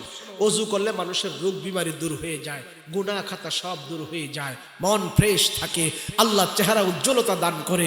ওযুর বিনিময় আল্লাহ পাক এই অবস্থায় যদি মৃত্যুবরণ করে আল্লাহ শহীদি মর্তবা দান করে দেয়। আর এই শীতের দিন আসলে দেখবেন কিছু মানুষ কুইরা হয়ে যায়। কুইরা আপনাদের দেশে কি কয়? কুইরাই কয়, অলস অলস অলস আইসা কুইরা, বুঝেন রেডি কারে কয়? আমার কুমিল্লায় কয় অলস। আলো আপনার কোনো কয় অলস। ছোট কালে আমি একটা অলসের কিচ্ছা করছিলাম, শেষ কিচ্ছাটা হলো দুই ফকির ঢাকা শহর সারাদিন ভিক্ষা করে শুয়ে রয়েছে। কয় ফকির? সবাই কন কয় ফকির? তো ভিক্ষা করে শুয়ে রয়েছে। তো বিকাল বেলা এক ভদ্রলোক এই রাস্তা দিয়ে কলা নিয়ে যাইতেছে। এক ফকির ডাক দিয়া কয়, স্যার আল্লাহর রাস্তায় একটা কলা দেন না খাই। তো বেচারার মায়া হয়েছে, কলা একটা সিরে হেরে দিছে। ফকিরে কয়, স্যার আর একটু উপকার করেন না। কয় কি? কয় কলাটার একটু সোলাইয়া দেন না। বেচারায় চিন্তা করছে, সোয়াব যখন কামাবো অর্ধেক কামাই লাভ কি, পুরোই কামাই। দিছে বেটা কলা সোলাইয়া। কয় স্যার আর একটু উপকার করেন না। কয় কি? কটা করছে মুখের ভিতর একটু ঢুকাইয়া দেন না। বেচারা চিন্তা করে এটার বাদ রেখে লাভ কি, দে এই সব কামাই। মুখের ভিতরে ঢুকাইয়া দিছে, দিল কলা বেড়ায়, আবার সোলাইয়া, আবার মুখের ভিতরে ঢুকাইয়া। দূরে থেকে পুলিশে দেখছে এই দৃশ্য। পুলিশে কে ফকির এত আরামে ভিক্ষা করস, এই ঠান্ডার বেদে সারা রাত ডিউটি করে কেউ 10টা টেহা দেয় না, আর তুই এই কলা হইছস আবার সুলাইয়া মুখের ভিতরে ঢুকাইয়া রাখাইতাছি। পুলিশ আইয়া ফকির দুইটা শুয়ে রয়েছে, যেটা কলা খাইছে আরামে এমন ফিডা শুরু করছে, পাশের দেখো স্যার দেন বলা করে হারে পুলিশে পিটাইতেছে, আরে দেন স্যার ভালো করে পিটান। পুলিশে করছে কি হারে পিটাইতেছে আর পিটাইতেছে, আর মনে মনে কই কিরে ফকির হেডাই এত তেজ কেন, হেরে পিটাইলে হ্যাঁ এত খুশি কে বেটা, হেরে পিটাইলে তুই এত খুশি কে? স্যার হ্যাঁ তো বড় অলস। কেমনে বড় অলস? স্যার জানেন না, গতকাল আমরা দুইজনে পাশাপাশি ভিক্ষা করে শুয়ে রয়েছি, দূরের একটা কুত্তা এসে আমার মুখটার মধ্যে প্রস্রাব করছে, আর হ্যাঁ তাকাই রয়েছে, কুত্তাটার দূর করে তারাইলো না, সব বিপ্রস্রাব আমার মুখে পড়ছে। পুলিশে কই ভিড়াই কোনডারে, হ্যার মুখ কুত্তায় প্রস্রাব করে, হ্যাঁ দেখছে দেখে হ্যাঁ বেলে বড় অলস, আর হ্যার মুখে কুত্তায় প্রস্রাব করে, হ্যাঁ তারায় না, আর হ্যাঁ না বড় অলস। পুলিশ এবার হেডারে তুই হেডারে ভিড়া শুরু করছে। নবীর কোন সাহাবী অলস ছিল না, পৃথিবীতে যত নবী আসছে কোন নবী অলস ছিল না। পীর মাশায়েখ বুজুর্গ আল্লাহর ওলি গাউস কুতুব হক্কানি আলেম মুফতি মুহাদ্দিস যারা আল্লাহওয়ালা তারা কোনোদিন অলস না। রাসূল বলেন যে অলস হবে সে দুনিয়াও পাবে না আখিরাতও পাবে না। কথা বলো ঠিক কিনা? ঘুমায় ঘুমায় কে দুনিয়া পাইছে? ঘুমায় ঘুমায় ব্যবসা করা যায়, ঘুমায় ঘুমায় বড় সার হওয়া যায়? কষ্ট করতে হয়, আল্লাহর পাইতে হলেও কষ্ট করতে হয়। কথা বলেন ঠিক কিনা? কষ্ট করো। রাহমাতুল লিল আলামিন ডাক দিয়া বলে, এই উম্মতেরা শোনো, রাসূল বলেন আস-সিজদাতুল খায়রুম মিনাদ দুনিয়া মা ফিহা। একটা সাজদার দাম তামাম দুনিয়া এবং দুনিয়ার ভিতরে যা কিছু আছে সব থেকে আল্লাহর দরবারে বহুত দামি হয়ে যায়। সাজদা দে তোরা আল্লাহরে, সাজদা দে। বড় জোরে বলেন সাজদা দেব কারি। কোনো পীরকে সাজদা দেওয়া যাবে না, কোনো মাজারকে সাজদা দেওয়া যাবে না, কোনো গায়রুল্লাহকে সাজদা দেওয়া যাবে না, কোনো কবরের মধ্যে সাজদা দেওয়া যাবে না। সাজদা দিতে হবে আল্লাহকে। একটা সাজদার দাম তামাম দুনিয়ার চাইতে যদি আরো বেশি হয়, এত দামি সাজদা আল্লাহকে ছাড়া কাউকে করা যাবে না, কাউকে করা যাবে না। রাহমাতুল লিল আলামিন ডাক দিয়া বলে, এই উম্মাহ শোনো, আমি রাসূলকে আল্লাহ তামাম দুনিয়ার চাইতে আরো বেশি করে দামি বানিয়েছে। তামাম দুনিয়ার ভিতরে আল্লাহ যা কিছু দিয়েছে আমার কাছে তা দিয়েছে। রাসূল বলে, উতিতু ইলমাল আউয়ালিন ওয়াল আখিরিন। দুনিয়ার শুরু থেকে শেষ পর্যন্ত সব জ্ঞান আমার রাসূলকে আল্লাহ দান করেছে।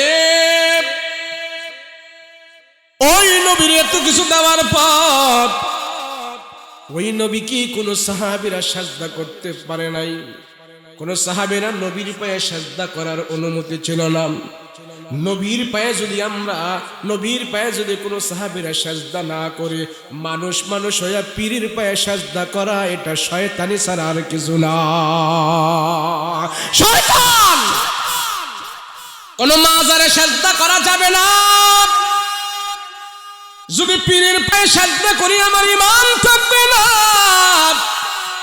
আরে আমার নবীর চাইতে বড় পীর দুনিয়াতে নাই। সেই রাসূল বলেন, আমি রাতের বেলা দাঁড়িয়ে দাঁড়িয়ে আমার আল্লাহর কুদরতি কদমে আমি সাজদা করি।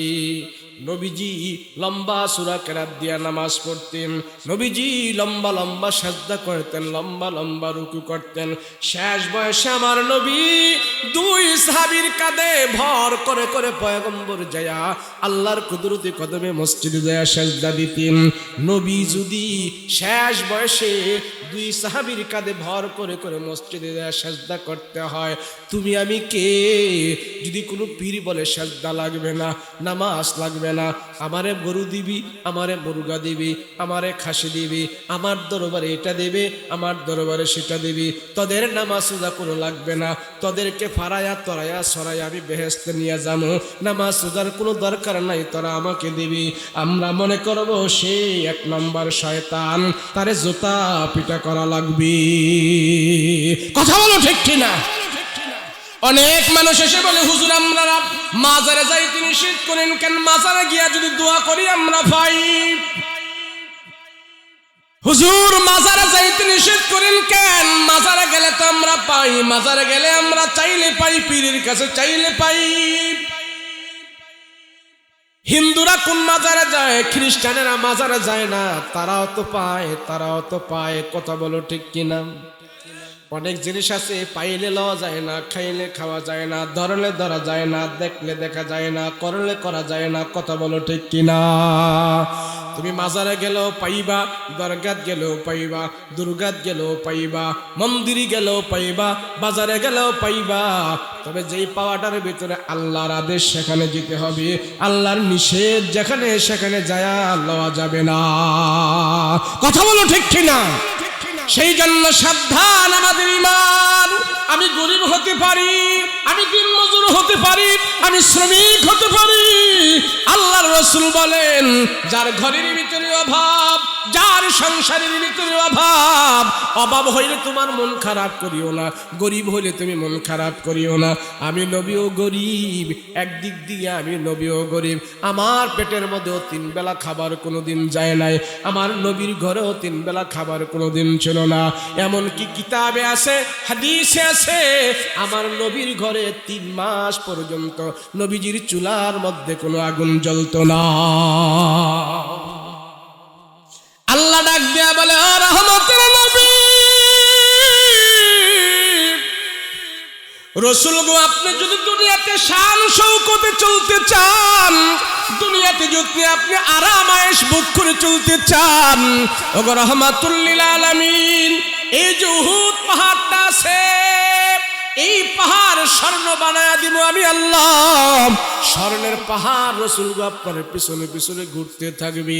আপনি সেখান থেকে স্বর্ণ বিক্রি করে করে আপনি দুনিয়ার জমিনে আরামে থাকবেন। জিবরাইল আমিন আয়েশা যখন আমার রাসূল কি কথা বলেছি, আল্লাহর নবী ডাক দিয়া কও ভাই জিবরাইল, না না, দুনিয়ার আরাম আয়েশ আমার দরকার নাই, দুনিয়ার আরাম আয়েশ আমি ভোগ করতে চাই না। আমার উম্মতের ভিতরে তো সবাই ধনী হবে না, আমার উম্মতের ভিতরে সবাই জাকজমক ভাবে চলতে পারবে না। আমার উম্মতের ভিতরে রিকশাওয়ালা থাকবে, দিনমজুর থাকবে, শ্রমিক থাকবে। আমার উম্মতের ভিতরে নেহাত দুর্বল থাকবে। আমার উম্মতের ভিতরে এমন মানুষ আছে এক বেলা খেতে পারবে, আরেক বেলা খেতে পারবে না, একদিন করে খাবার থাকবে, আরেক দিন থাকবে না। আমি যদি নবীজি শান শৌকত ভাবে চলতে চাই, আমার ওই উম্মত আমারে কেমনে মানবে?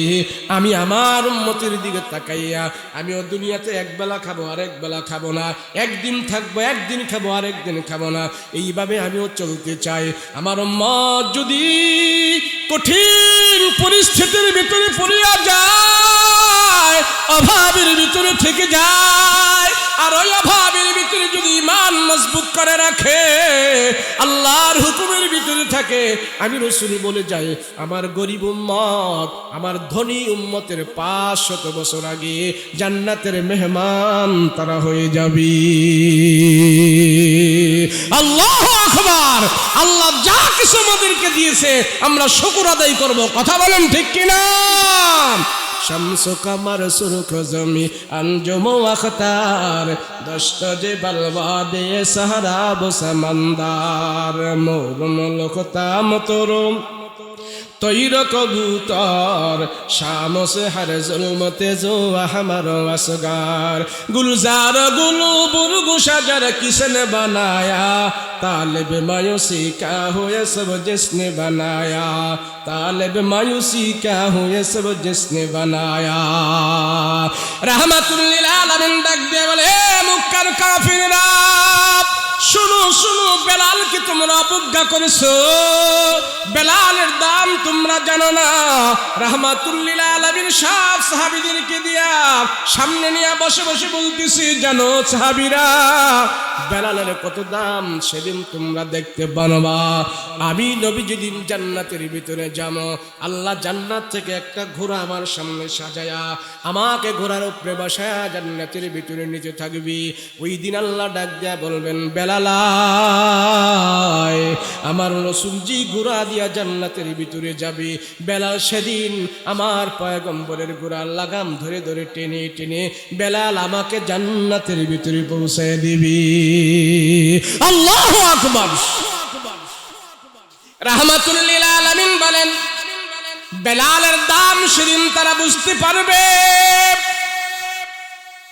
বেলালের ভিতরে যে প্রেম আর খোদাভীতি, বেলালের ভিতরে যে মহব্বত, আল্লাহর রাসূলের ইন্তেকালের পর হযরত বেলাল রাদিয়াল্লাহু আনহু আমার নবীজির রওজার পাশে যায় যা কান্না করতেন, চিল্লায় চিল্লায় হাউমাউ করে রওজার পাশে পড়ে থাকতেন। মাঝে মাঝে গড়াগড়ি দিয়ে বেলাল কান্নাকাটি করত। নবীজির রওজা মুবারকের ভিতরে কাঠের বেড়া দিয়া রাখত, আর বেলাল মাঝে মাঝে নবীজির বিরহ বেদনায় ওই কাঠের আংনার সাথে কাঠের লাঠির সাথে বাইরে বাইরে ঠোকরায়া ঠোকরায়া কপালটা পর্যন্ত ফাটায় ফেলত। ওগো নবীজি, আপনারে ছাড়া আমি মদিনায় থাকতে পারবো না। রাসূলগু, যখন আমি মিনারা থেকে আজান দিতাম, আমার আজান শুনলে আপনি আমার কাছে চলে আসতেন, মসজিদের ভিতরে হাঁটি হাঁটি পা পা করে আপনি চলে আসতেন। এখন আমি আজান দেই, আপনি আর ঘর থেকে বের হন না, এই রওজার ভিতরে শায়িত আছেন। আমি আজান দেওয়ার পরে রাস্তার দিকে তাকায়া থাকি, আমার নবী আর এখন মসজিদে আসে না। হযরত বেলাল নবীজির কথাগুলো স্মরণ করে আজান দিত আর বেহুশ হয়ে পড়ে যাইত। আরে বেলাল একজন গরিব মানুষ, পয়গম্বরের মহব্বত তার দিলের ভিতরে যে কত বেশি। বেলাল যখন নাকি আজান দিতেন হাট্টিল হয়ে যেতেন। সাহাবীরা জিজ্ঞেস করত, বেলাল কেন তুমি আগের মতো আজান দিতে পারো না? নবীজি থাকাকালীন যেভাবে তুমি আজান দিতে এখন কেন দাও না? বেলাল বলে, সাহাবীরা রে, আমি যখন আজানের ভিতরে আশহাদু আন্না মুহাম্মাদুর রাসূলুল্লাহ বলি, নবীজির নাম যখন আমার জবান দিয়ে উচ্চারণ হয়, আমার নবীজির কথাটা যখন মনে হয়ে যায়, নবীজির আজান দিলে আমার পয়গম্বর আমার কাছে আসতো, মসজিদের ভিতরে আসতো। আমি এখন আজান দিয়া হযরত বেলাল নবীজির ইন্তেকালের পরে যখন আজান দিত, আশহাদু আন্না মুহাম্মাদুর রাসূলুল্লাহ যখন নবীজির নামটা বলতো, বাকি আজান বেলাল দিতে পারতো না, অজ্ঞান হইয়া পড়ে যাইত, বেহুশ হয়ে যেত। খাওয়া নাই, দাওয়া নাই, ঘুম নাই, নিদ্রা নাই, আরাম নাই, আয়েশ নাই। ও সাহাবীরা, আমি বেলাল পয়গম্বরের চেহারার দিকে তাকায়া থাকলে আমার পেটের ক্ষুধা দূর হয়ে যেত। বেলাল বলে, আমি গরিব মানুষ, আমার কাছে সবচেয়ে বড় সম্পদ ছিল আমার নবী। আমার নবীর চেহারার দিকে তাকায় থাকলে দুনিয়ার দুঃখ কষ্ট ভুলে যাইতাম। নবীজির কাছে থাকলে আমার সাহস সম্বল সব কিছু আমার লাগতো। এখন আমার নবী রওজার ভিতরে শায়িত আছি, এই রওজা দেখলে আমার খাওয়া দাওয়া বন্ধ হয়ে যায়, আমার ঘুম নিদ্রা বন্ধ হয়ে যায়। আমি নবীর রওজা দেখে সহ্য করতে পারি নাই। নবীর রওজার পাশে পড়ে পড়ে বেলাল শুধু কান্দে, পয়গম্বরকে স্মরণ করে করে বেলাল শুধু কান্দে। বেলাল বলে, যে নবীকে আমি দেখতে পারি না, নবীর রওজার কাছে আমি থাকতে পারি না।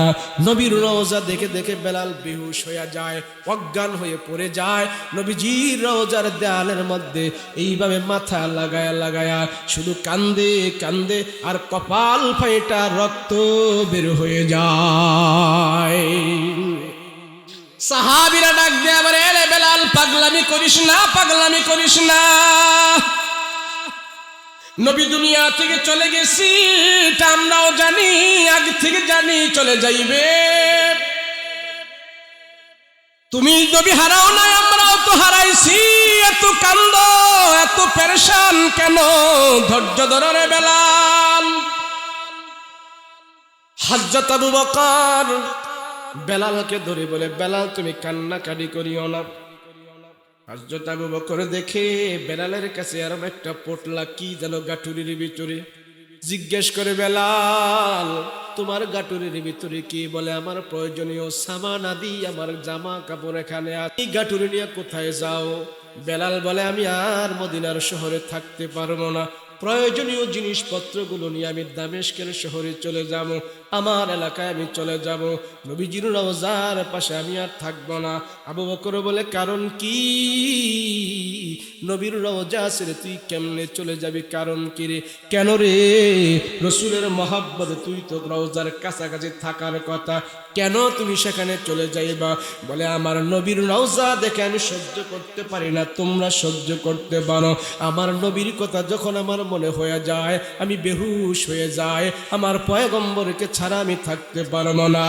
এ আবু বকর, তুমি নবীর রওজা দেখে সহ্য করতে পারো, আমি বেলাল সহ্য করতে পারি না। নবীরে দেখলে আমার, রওজা দেখলে আমার কলিজা ফেটে যায়। যে রাসূল আমাকে এত বড় দামি বানিয়েছে, যে নবীজির কারণে আমি বেলাল এত বড় হয়েছি, কাবা ঘরের মাঝখান হয়েছি, মদিনাতে আমি আজান দিয়েছি। আজান দেওয়ার পর যখন আমি ফিরে দেখতাম আমার নবীজি মসজিদের মধ্যে হেঁটে হেঁটে আসতো, এই দৃশ্যটা আমি আর এখন দেখতে পাই না। আমি আর এখন মদিনায় থাকবো না, আমার দেশে আমি চলে যাব। নবীর বিরহ বেদনা এখানে থাকলে আমার কাছে আরো বেশি বেরিয়ে যায়। নবীর জন্য আমি পাগল দেওয়ানো হয়ে যাই। তোমাদেরকে আর আমি কাঁদাবো না, তোমাদেরকে আর আমি কষ্ট দিব না। আমি চলে যাই। 6 মাস পর্যন্ত তার এলাকায় গিয়ে দামেস্কের শহরে গিয়া বেলাল পড়ে আছে। 6 মাস পরে নবীজি বেলালকে স্বপ্নে দেখাইতেছে, রে বেলাল তুমি আমার কথা ভুলে গেছো, তুমি আমার স্মরণ থেকে চলে গেছো। আমি চাই তুমি আমার কাছাকাছি থাকবা, আর তুমি আমাকে ছেড়ে দামেস্কের শহরে চলে গেছো। তুমি বেলাল আয়, আমার কাছে আয়, আমার রওজার কাছে আয়। আমি রাসূল তোরে ভালোবাসি, আমার রওজার কাছাকাছি থাকবি। 6 মাস পরে বেলাল আবার পাগলের মতন নবীজির রওজায় মদিনা শরীফে চলে আসছি। একটা গরিব মানুষ, আমরা গরিব বলি অজুহাত দিই, হুজুর নামাজ ভালো লাগে না, নামাজ পড়তে মন চায়, পারি না। আমরা হাতে হ্যান্ডল, পায়ে পেট্রোল, গায়ে ঘাম, আমরা গরিব মানুষ, সংসারে অভাব, ছেলে মেয়েদেরকে কাজ কাম করে রুজি রোজগার করলে এরপরও না আমাদের ছেলে সন্তানেরা খাবে। আপনাদের মতো যদি আমরাও মসজিদে ভৈরা থাকি তাহলে হুজুর পোলা মায়ে খাইব কি? কথা বলেন ঠিক? এই জন্য হুজুর আমরা গরিব মানুষ, যান আপনারাই নামাজ পড়েন, হুজুর যান। এই কথা যখন বলে তখন আর কি বলার কিছু থাকে? কথা বলেন ঠিক না? তখন হাসরের ময়দানে আল্লাহ কোন হিসাব আগে নিব? সবাই কয় না, আপনাকে ফুল বাড়িয়ে দেয় মনে হয় আগে নামাজের হিসাব নিত না। কথা কোন ঠিক না? আরে যখন আল্লাহ পাক হাসরের ময়দানে নামাজের হিসাব আগে নিব, তো এই গরিব মানুষটি আল্লাহর কাছে কইবে, আল্লাহ আমরা তো গরিব ছিলাম, আল্লাহ আমগো নুন আনতে ফান্তা ফুরাইতো, আমরা তো গরিব মানুষ, গরিবের কারণে, দুর্বলতার কারণে, নেহায়াত দুর্বল হওয়ার কারণে, ঘরে ভাত না থাকার কারণে আমরা গরিব মানুষ, আমরা নামাজ রোজা পড়তে পারি নাই, আল্লাহ আমাকে মাফ করে দেন। হাসরের ময়দানে আল্লাহ নামাজের হিসাব আগে নিবে, আর গরিব বা নামাজিরা আল্লাহর কাছে এই কথা বলবে। সাধারণত আমাদের দেশে যারা গরিব দাবি করে, ভ্যান ড্রাইভার, রিক্সাওয়ালা, দিনমজুর, শ্রমিক, তারাই তো কথা কয় না দি, তারাই তো। আরে ভাই, যে রিক্সাওয়ালা সে যে গরিব দাবি করে, সে কেমনে গরিব দাবি করে? রিক্সাওয়ালার কবরের ভিতরেও 1.5টা মোবাইল থাকে, কথা কয় না দি। নামাজের বেলা যখন গরিব হয়ে যায়, হাসরের ময়দানে যখন আল্লাহ এই কথা বলবে যে গরিব আমরা, তো আল্লাহ করবে বেনামাজি গরিব যারা আছো সব এক সাইড হো, সব বেনামাজি গরিব গুলার এক সাইড করায় বলবে তোমরা গরিব ছিলা বলে আল্লাহ জি আমরা গরিব ছিলাম, আমরা নুন আনতে ভান্তা ফুরাইতো, ভোলা মায়া নিয়ে ভালো মতো চলতে পারি নাই, উচ্চ শিক্ষিত করতে পারি নাই, ভোলা মায়ারে আমরা গরিব ছিলাম। আল্লাহ সব বেনামাজি গরিব গুলার এক সাইড করবো, সাইড করে নবীদের ভিতর থেকে একজন নবী তারে আল্লাহ ডাক দিব। নবীদের ভিতরে গরিব কে? আরে ঈসা নবী। নাম কি? বেটা বাপ সারা দুনিয়াতে এসে বাপের সম্পত্তি হয় নাই, বেটা দে এমনি গরিব। কথা কোন ঠিক কিনা? ঈসা নবীর বাপ ছিল দুনিয়াতে, তো বাবা সারা দুনিয়াতে এসে বাবার সম্পত্তি হয় নাই, বেটা তো এমনি গরিব। তা আল্লাহ কবে ঈসা গো দুনিয়াতে তোমার কি কি সম্পদ ছিল এগো বেনামাজি করে জানাই দাও তো। তা আল্লাহ ঈসা নবী কবে আল্লাহ আমার পানি খাওয়ার একটা পিয়ালা ছিল, আমি একজন রাস্তা দিয়ে হাঁটতেছি, তা আমি দেখতেছি একটা লোক এমনি হাতে কোষ করে পানি খায়, আমি দেখে দেখে চিন্তা করলাম হাইরে হাতে কোষ করে তো পানি খাওয়া যায়, তুই ফিয়ালা দিয়ে পানি খাওয়ার দরকার কি? আল্লাহ ওই দিন থেকে আমার যে পানি খাওয়ার ফিয়ালাটা, এই ফিয়ালাটা একটা গরিব মানুষকে দান করে দিছি, বাকি জনম হাতের কোষ করে করে পানি খাই আমার জিন্দিগি আমি কাটাই দিচ্ছি। আর কি আছিল তোমার? কাল্লা আমার একটা বালিশ ছিল থৈলার ভিতরে, এই বালিশটা রাখতাম, আল্লাহ এই বালিশটা আল্লাহ আমার ব্যাগের ভিতরে রাখছি, মাঝে মাঝে আমার গাড়ির নিচে মাথার নিচে দিয়ে ঘুমাইতাম। আমি রাস্তা দিয়ে হাঁটতেছি আল্লাহ, তো একদিন দেখি একটা লোক গাছতলার নিচে বালিশ বানিয়ে ভেবে ঘুমাইতেছে। আমি চিন্তা করলাম কি রে বালিশ ছাড়া দিয়ে বেড়ায় হাতের বালিশ বানিয়ে ঘুমাইতেছে, আমি অতিরিক্ত বালিশ দিয়ে ঘুমাবো কেন? আল্লাহ ওই দিন থেকে সিদ্ধান্ত নিয়েছি বালিশ দিয়ে ঘুমাবো না, আমার একটা বালিশ, এই বালিশটা একটা অসুস্থ মানুষকে আমি দান করে দিছি, বাকি জনম হাতের বালিশ বানায় ঘুমায়া ঘুমায় আমার জিন্দিগি কাটাই দিয়েছিস। আল্লাহ সব বেনামাজি করে কইবে এই তোরা গরিব বড় নাকি ঈসা গরিব বড়? তো সব বেনামাজি আল্লাহ আমরা গরিব বড় না ঈসাই গরিব বড়। আল্লাহ ডাক দিয়া বলবে এই ও জাহান্নামীর ফেরেশতারা, এই সমস্ত বেনামাজি যারা আছে এগুলির সবগুলো নিয়ে জাহান্নামের ভিতরে ভরো।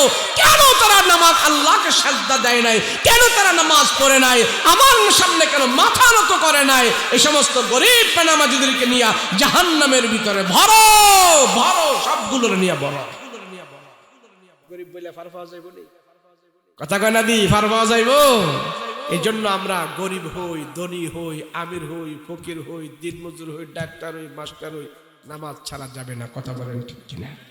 কথা বলেন ঠিক কিনা? গরম না শীত নামাজ? কথা কয় গরম না শীত? আল্লাহ যেন আমাদের সবাইকে নামাজ পড়ার তৌফিক দান করে, বলেন আমিন। আচ্ছা আমরা বারবার নামাজের কথা কই কে? শেষ ওয়াজ শেষ দোয়া করবো এখন। বারবার নামাজ পড়ার কথা কয় কে হুজুররা? অন্য কয় না কেন? কেরে জানেন? এই কেরে জানেন? নামাজের ভিতরে ইমানের পরে, নামাজের ভিতরে ইমানের পরে সবচেয়ে বড় আমল হলো নামাজ। নামাজের ভিতরে জিকির আছে, নামাজের ভিতরে দুরুদ আছে, নামাজের ভিতরে তওবা আছে, নামাজের ভিতরে ইস্তেগফার আছে, নামাজের ভিতরে শুকর আদায় আছে, নামাজের ভিতরে আল্লাহর শরণ আছে, নবীজির সুন্নত আছে, ওয়াজিব আছে, মুস্তাহাব আছে, ফরজ আছে।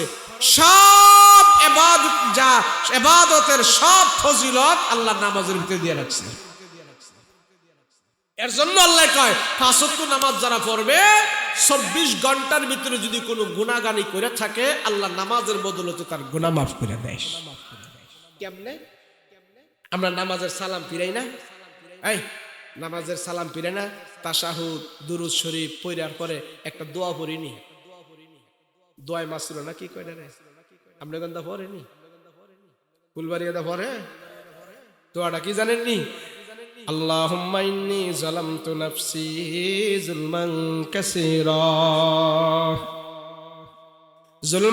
কাসীরা ওয়া লা ইয়াগফিরুয যুনুবা ইল্লা আনতা ফাগফিরলি মাগফিরাতাম মিন ইনদিকা ওয়ারহামনি ইন্নাকা আনতাল গফুরুর রহিম।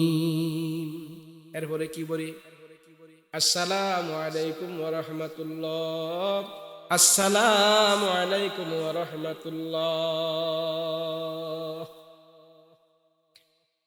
নামাজ শেষ সালাম ফিরানোর আগে আমি আল্লাহর কাছে বলেছি আল্লাহুম্মা ইন্নী যালামতু নাফসি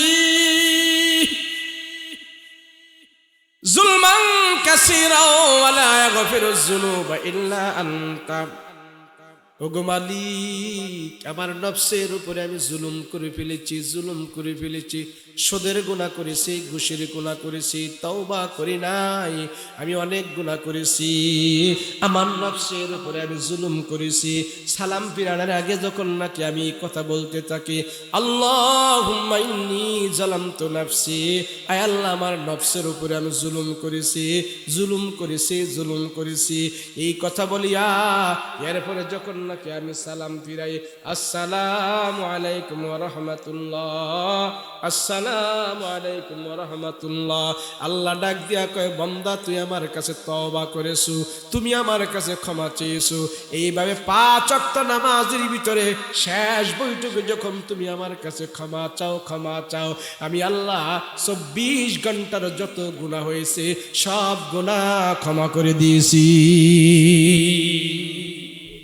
এই জন্য রাসূল বলে, উম্মত তুমি সম্মানিত কপাল আল্লাহর কুদরতি কদমে লাগাইয়া সাজদা দাও। আমি রাসূল আল্লাহর কুদরতি কদমে সাজদা দিয়ে পড়ে থাকি। এ বান্দা তুইও আল্লাহর কুদরতি কদমে সাজদা দে। আরে সাজদা এমন বড় দামি, যেই মানুষটা সমাজের ভিতরে 6 ফিট লম্বা, 7 ফিট লম্বা, আলিশান দেহ, বডি, বিশাল বড় ডিগ্রিওয়ালা, বিশাল বড় সম্মানী, এই সম্মানিত ব্যক্তিও যখন নাকি আল্লাহর কুদরতি কদমে সাজদা দিয়ে পড়ে থাকে, মাজা, কমর, ঘমর, গার, কাঁধ সব ভাঙ্গা যখন নাকি মানুষটা একবারে সাজদা দিয়ে পড়ে থাকি, আল্লাহ ফেরেশতাদেরকে ডাক দিয়া কয়, দেখ আদমকে বানাইতে তোরা নিষেধ করেছিলি, আদমের সন্তানের আমার কুদরতি কদমে সাজদা দিয়া পড়ে আছে, দেখ বান্দা আমার কুদরতি কদমে সাজদা দিয়ে একবারে ছোট হয়ে গেছে, প্যাকেট হয়ে গেছে। সাজদা দিলে মানুষ যত ছোট হয় অন্য কোনো পদ্ধতিতে এত ছোট হওয়া যায় না। সেই জন্য আল্লাহ কয়, দেখো রে ফেরেশতারা, আমার বান্দায় সাজদা দিয়া পড়ে আছি, আমার কুদরতি কদমে সাজদা দিয়া পড়ে আত্মসমর্পণ করতেছি। বান্দা আমার দরবারে ছোট হয়ে গেছে, এর চাইতে বান্দা আর ছোট হইতে পারে না, বান্দা আর ছোট হইতে পারে না। ফেরেশতারা দেখো, আমার বান্দায় ছোট হয়ে গেছে, তাহাজ্জুদের সাজদা দিয়া পড়ে আছে, ফজরের নামাজের সাজদা দিয়া পড়ে আছে। তোমরা সাক্ষী থাকো, এই সাজদার বিনিময়ে বান্দাকে মাফ করে দিয়েছি, তার যত গুনাহ আছে আমি আল্লাহ সব গুনাহ ক্ষমা করে দিয়েছি। এবং একটা সাজদার দাম তামাম দুনিয়া এবং দুনিয়ার ভিতর থেকে যা কিছু আছে সব কিছু থেকে আমার আল্লাহর দরবারে দামি হয়ে গিয়েছি। এই জন্য রাসূল বলেন, আমার উম্মত যদি আল্লাহর দরবারে কবুল হতে হয়, উম্মত তুমি যদি আল্লাহর দরবারে কবুল হতে হয়, তোমার 2 হাতের দোয়া, 2 চোখের পানি, 2 রাকাত নামাজ, 2 রাকাত নামাজ, 2 হাতের দোয়া, 2 চোখের পানি, এগুলি যার যত বেশি আমল হয়ে যাবে আল্লাহর দরবারে সে তত বেশি দামি হয়ে যাবে। যারা তাহাজ্জুদের নামাজের সাজদা দিয়া দিয়ে আল্লাহর দরবারে কুদরতি কদমে পড়ে কান্না করে, তামাম দুনিয়াটা তাদের কাছে বেহুদা হয়ে যায়। তাহাজ্জুদের নামাজের সাজদা তাদের কাছে বহুত বড় দামি হয়ে যায়। বাপার আগে দিল জামানে নজরে বমাহিরুই, বাপার আগে দিল জামানে নজরে বমাহিরুই। ইবাদত করে যে মজা পায় পৃথিবীর কোন কাজে সে এত মজা পায় না, পৃথিবীর টাকায় মজা পায় না, ক্ষমতায় মজা পায় না। তাহাজ্জুদের সাজদার ভিতরে যেই মজা আছে, ও মানুষ তুমি আমল করে দেখো না, তোমার চাকরি লাগবে, টাকা লাগবে, পয়সা লাগবে, ক্ষমতা লাগবে, তোমার বাড়ি ঘরের পাড়া মহল্লার সব মানুষ ঘুমায়া গেছে, তোমার ছেলে মেয়ে ঘুমায়া গেছে, সুন্দর করে ওযু করে রাতের নিশির রজনীতে সাজদা দিয়ে আল্লাহর ডাক দাও, দেখো তোমার কাছে কত মজা লাগে। তামাম পৃথিবীর চাইতে এমন সুখ তোমাকে কেউ দিতে পারবে না যেই সুখ তুমি তাহাজ্জুদের নামাজের সাজদার ভিতরে পাইবা। কথা বলো ঠিক কিনা? এমন শক্তি আমগো নাই, এতটুক ধৈর্য আমাদের কেমন কোন কি পাঁচ ওয়াক্ত নামাজই পড়তে পারি না, তাহাজ্জুদের নামাজের সাজদা। নবীজির উপরে যেদিন তাহাজ্জুদের নামাজের হুকুম হয়েছে ওই দিন থেকে আমার রাসূল কোনোদিন তাহাজ্জুদের সাজদা ছাড়ে নাই। সুবহানাল্লাহ। সেজন্য আমাদের উপরে নামাজ হলো পাঁচ ওয়াক্ত, নবীজির উপরে নামাজ ছিল 6 ওয়াক্ত। কথা বলেন ঠিক কিনা? নবীজি 6 ওয়াক্ত পড়ছেন। যাক, তাহাজ্জুদ পরে আগে 5 ওয়াক্ত পড়বো, রাজি আছেন ইনশাআল্লাহ? গরিব যারা আমরা বেশি, তারা বেশি পড়বো নামাজ, বেশি পড়বো। ধনী সেদিন কাঁদতে থাকবো, আমি গরিব হইয়া আল্লাহরে যখন সাজদা দেব। কিস্তিতে টাকা উড়াইতাম না, কিস্তিতে টাকা উড়াই না আমরা, কথা কই না দি আসেনি? এই কিস্তিতে টাকা উড়াইতাম না, কষ্ট করে চলমু। দেখবেন কিস্তি না উড়াইলে আপনার টাকার বরকত আরো বেশি হইব, টাকার বরকত বেশি হইব। আমি বইলা গেলাম, কিস্তি উড়াইয়া ঘরের বেলকি লাগানোর দরকার নাই। কিস্তি যখন টান দিব হুদা বেলকি না গরবের বেচা দেওয়ার লাগবো। কথা বলেন ঠিক না? অল্প রুজি কামাই করব, হালাল ইনকাম কামাই করব, হালাল ভাবে খাবো, ইবাদত বন্দেগী করব, দেখবেন দিলের ভিতরে আলাদা একটা জান্নাতি সুখ পয়দা হইব। করবেন তো ইনশাআল্লাহ? রাজি আছেন? হালাল রুজি খাবো। যাক, হেবেডার বিল্ডিং হয়েছে, আমার কি হয়েছে? হেবেডার মেম্বার হয়েছে, আমার কি হয়েছে? আমার কবর কি বিল্ডিং ওলা যাইব? হের কবর কি আমি যাবো? তাহলে আমার ছেলে মেয়ে নিয়ে আমি হালাল ভাবে চলবো। কয় বছর? 70 বছর, 60 বছর, 80 বছর, তো বয়স 50 হয়ে গেছে, আর মাত্র 20 বছর, এটা বাঁচলে বাঁচবো, কাব্যটা বয়ে বাঁচবো, তো আরেকজনের দিকে লোভ করে লাভ কি? কথা বলেন ঠিক কিনা? এইভাবে যদি চলতে পারি হালালের উপরে, মাত্র 20 বছর, আরে বেটা 40 বছর তো বেটার জেলখানা দিতে হয়। কথা কয় না? 40 বছর 30 বছর জেলখানার ভিতরে কাটাই দিতেছে। তাহলে দুনিয়ার এই সময় 20 বছর সময় কি আমি গরিব হইছি এর জন্য মন খারাপ করবো? 20টা বছর ইবাদত বন্দেগী ভালো করে করবো। মৃত্যুর পরে হালাল ভাবে যদি চলতে পারি, এই 20 বছর যদি হালাল ভাবে চলতে পারি, মৃত্যুর পরে আল্লাহ কবরের ভিতরে যাওয়ার পর যে আমার সুখ দেওয়া শুরু করব, জীবনে কোনো দিন আর আমার গরিব বানাইতো না। কথা বলেন ঠিক কিনা? জন্য মুমিন যারা আছে তারা আখিরাতকে টার্গেট করে চলে, জান্নাতকে টার্গেট করে চলে, ফুলসেরাতকে টার্গেট করে চলে। দুনিয়ার এই ধন নিয়ে তারা মাথা ঘামায় না। কথা বলেন ঠিক কিনা? আল্লাহ আমাদের সবাইকে তুমি কবুল করো, বলেন আমিন। আল্লাহ আমাদের ভিতরে আমরা যারা গরিব, আমরা যারা নেহাত, আমরা যারা দুর্বল, আমাদের যারা কমজোর, আমাদের যাদের টাকা পয়সা কম, আল্লাহ আমরা যেন সব কম হোক, আমাদের ঈমান যেন কম না হয়। কথা বলেন ঠিক কিনা? আমাদের আমল যেন কম না হয়। কথা বলেন ঠিক কিনা? আল্লাহ আমরা হালালের উপরে চলতে চাই, হারাম থেকে বিরত থাকতে চাই। আল্লাহ হালালের ভিতরে তুমি আমাদেরকে বরকত দিও। সকলে বলুন আল্লাহুম্মা আমিন। চলবেন ইনশাআল্লাহ? চলবেন ইনশাআল্লাহ? আল্লাহ আমাদের কবুল করেন। সকলে বলুন আল্লাহুম্মা আমিন। সবাই ইস্তেগফার করেন, দোয়া করব।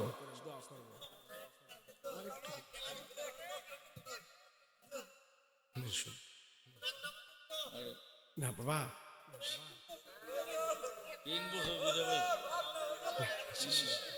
আইসি অনেক কষ্ট, আবার যাওয়ার লাগবে না, আবার যাওয়ার লাগবে। যেই কুয়াশা, 2 হাত দূরে কিছু দেখা যায় না, বুঝছেন নি?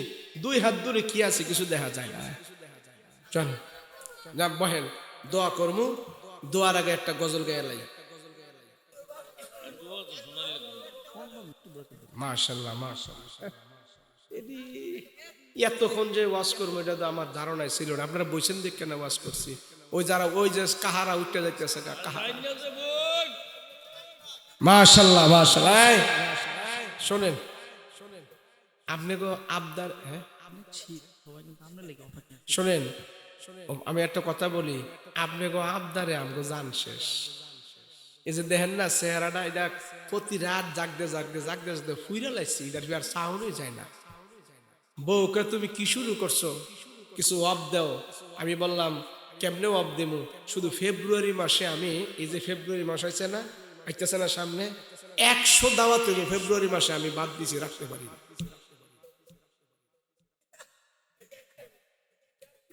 কাকায় কয় কি বক্তারা বেশি দিন বাঁচে না, 10 লাখ কামাই করলে লাভ হইব কি?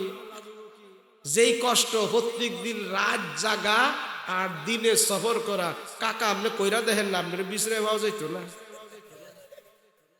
ওয়াজ এত সহজ না কাকা।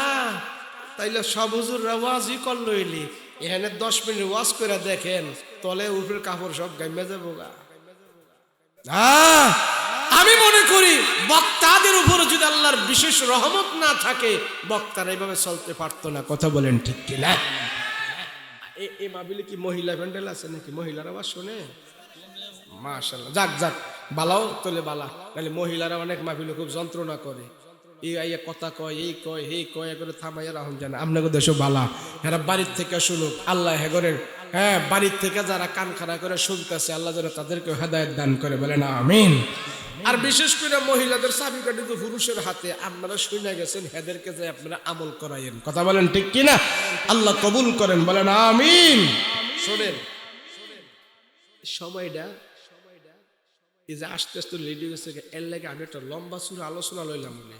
আমি তো মনে করছিলাম যে শর্টকাটে মাইরিয়া দিয়া জায়গা হ্যাঁ, বিরক্ত করে লাভ নাই। আমি আর বড় কোনো আলোচনা লইছি না। তো আপনারা যদি একটু সাইরা দেন তাহলে ভালো হইতো আর কি। আল্লাহ আল্লাহ তুমি সবাই কবুল করো, বলে না আমিন।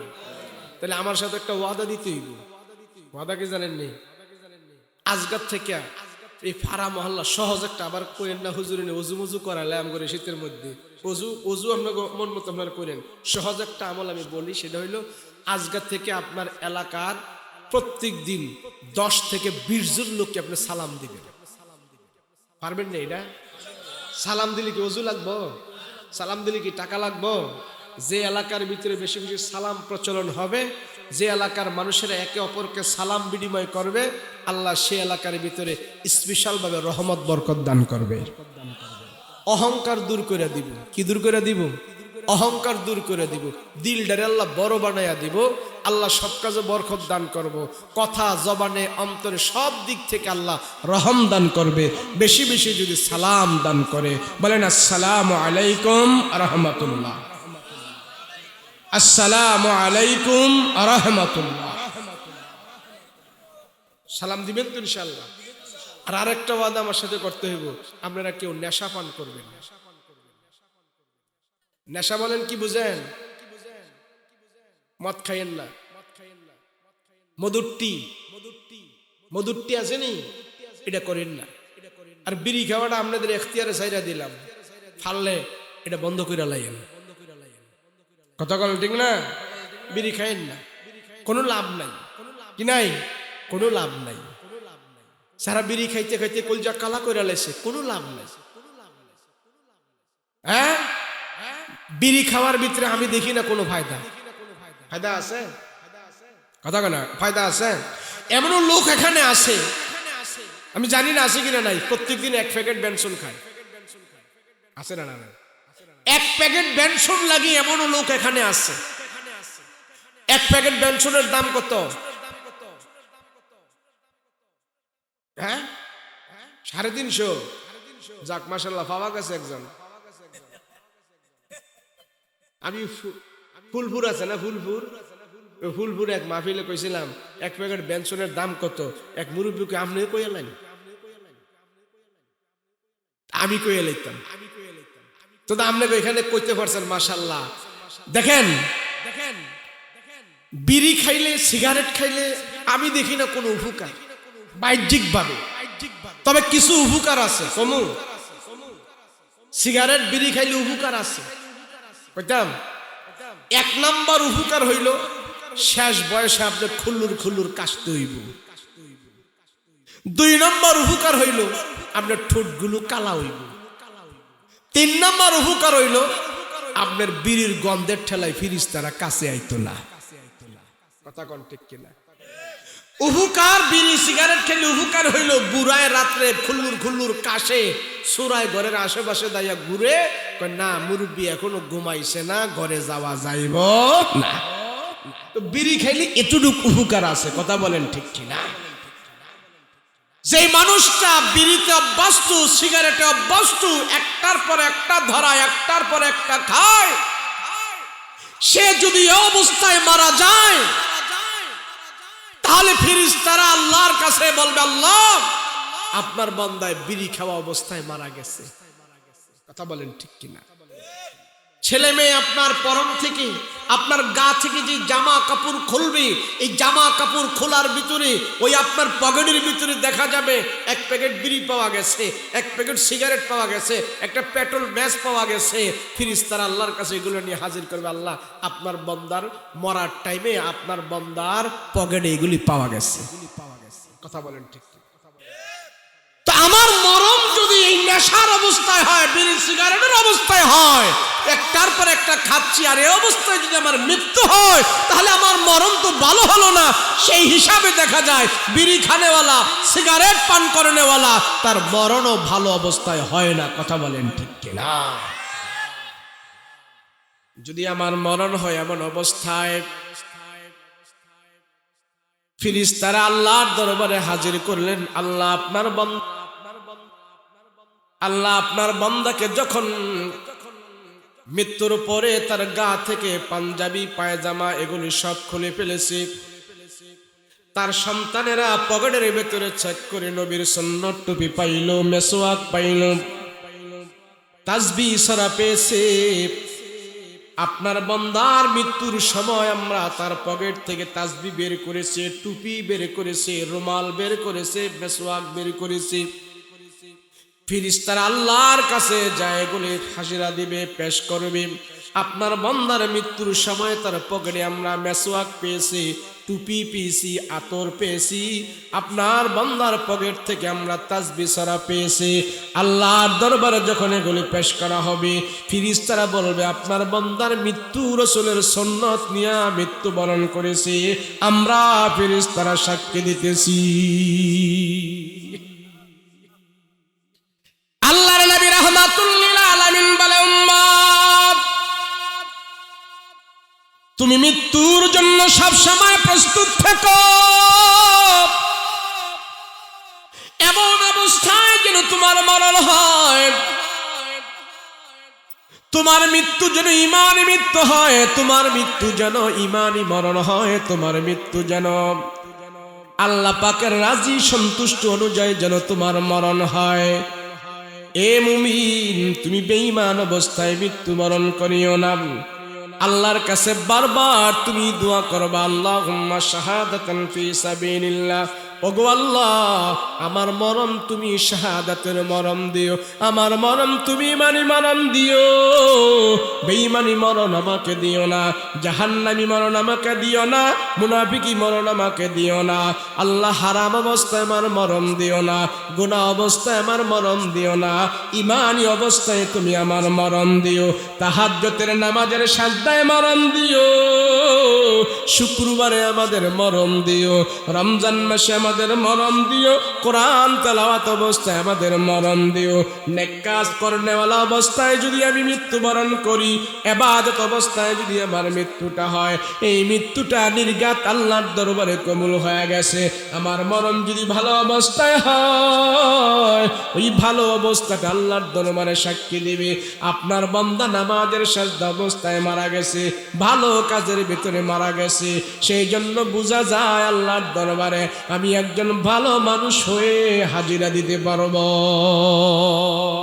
রাসূল বলেন তোমার মরণ যেন ভালো অবস্থায় হয়, সব সময় তুমি তৈয়ার থাকবা।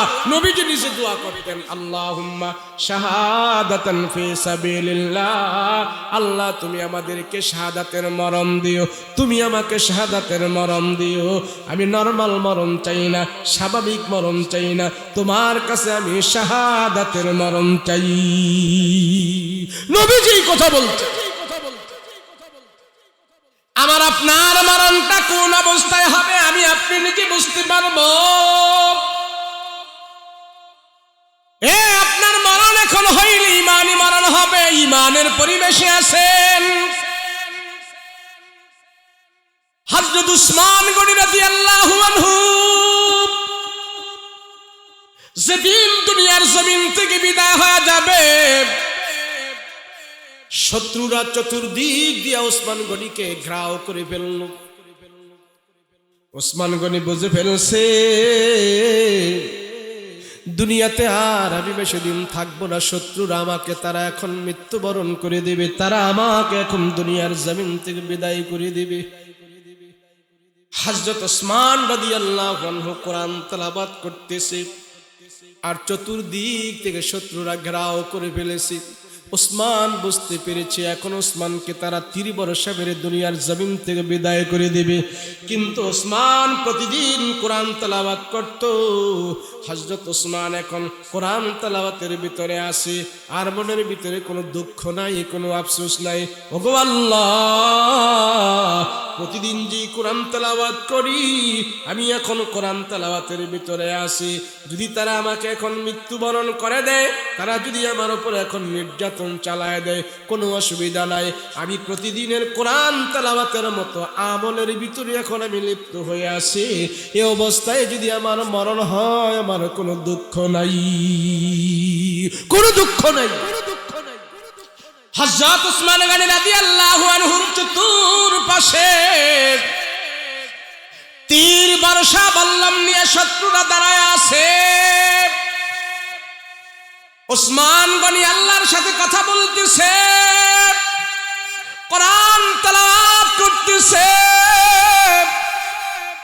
শত্রুরা দীর্ঘক্ষণ পর্যন্ত অপেক্ষা করার পর না ওসমান কোরআন তেলাওয়াত বন্ধ করবে না, দে দে এবার তারে তীর মাইরা দে।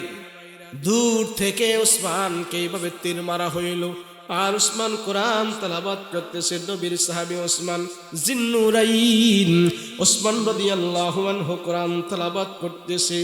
দূর থেকে যখন নাকি একটা জালিম ওসমানের গায়ের ভিতরে তীর মারছে, ওসমান গনি রাদিয়াল্লাহু আনহুর এখানে বুকের ভিতরে তীরটায়া বিদ্ধ হইল আর তীর লাগার সাথে সাথে ফিনকি মেরে রক্ত বের হয়ে গেছে। ওই রক্তনা ওয়া ইল্লাম তাগফির লানা ওয়া তারহামনা লানাকুনান্না মিনাল খাসিরিন রব্বিরহামহুমা কামা রব্বায়ানি সগীরা রব্বিরহামহুমা কামা রব্বায়ানি সগীরা। রব্বুল আলামিন পরওয়ারদিগারে আলম আয় আল্লাহ, তোমার আশিকিন জাকিরিন মুহিব্বিন বান্দারা দুইটা হাত তোমার আদালতে উঠায়া দিয়েছে। এত গভীর রাত, প্রচন্ড কুয়াশা, ঠান্ডার ভিতরে তোমার বান্দারা বসে আছে, এখনো বাড়িতে যায় নাই। ওগো মালিক, তাকায়া দেখো তোমার দরবারে তোমার বান্দারা কি চায়, কি চায়, কি চায়। আয় আল্লাহ, তুমি তাকা দেখো কত পাকনা দাড়িওয়ালা, পাকনা চুলওয়ালা মুরব্বী বাবারা হাত উঠাইছে। তাদের বয়স বৃদ্ধি হওয়ার কারণে তাদের চুল দাড়ি পাইকা গেছে, গায়ের চামড়া ঢিলা হয়ে গেছে, চোখের পাওয়ার নষ্ট হয়ে গেছে। ওগো মালিক, বয়স বৃদ্ধি হওয়ার কারণে তারা সোজা হয়ে দাঁড়াইতে পারে না, লাঠি ভর করে করে তারা মাহফিলে আসে, মসজিদে যায়। এমন বৃদ্ধ বাবা জিদেরকে তুমি মাফ করে দাও। আয় আল্লাহ, কত মানুষ গত বছর এই দিনে মাহফিলে আসছিল, এই বছর তারা কবরে চলে গেছে। অত্র এলাকার ভিতর থেকে কত মানুষ এই দিনে বেঁচে ছিল, এখন তারা বেঁচে নাই, 1 বছর পরে তারা কবরে চলে গেছে। আয় আল্লাহ, তাদের কবরের ভিতরে আজকের মাহফিলের হাদিয়া পৌঁছায়া দাও। আয় আল্লাহ, এত নিশির জুনিতে আমরা কোনো দরবারে হাত উঠাই নাই, কোনো এমপি মন্ত্রীর কাছে হাত উঠাই নাই, কোনো মানুষের কাছে হাত উঠাই নাই। এত গভীর রজনীতে কোন মানুষের কাছে আমরা হাত বাড়াই নাই, তোমার আদালতে আমরা হাত উঠাইছি। গো মালিক, তোমার দরবার থেকে আমাদেরকে ফেরায় দিও না, তাড়ায় দিও না। তুমি যদি আমাদেরকে তাড়ায় দাও, আমরা কার দরবারে যাব? যাবার তো কোনো জায়গা নাই। আয় আল্লাহ, দুনিয়ার কোন ভিক্ষুক যদি এক ঘুরি ভিক্ষা না পায়, অন্য ঘরে চলে যায়, আমরা তো তোমার দরবারের ভিক্ষুক, তোমার দরবারের ভিখারি। তোমার দরবার থেকে যদি আমাদেরকে ফিরাইয়া দাও, আমরা কার দরবারে যাব? যাবার তো আমাদের কোনো জায়গা নাই।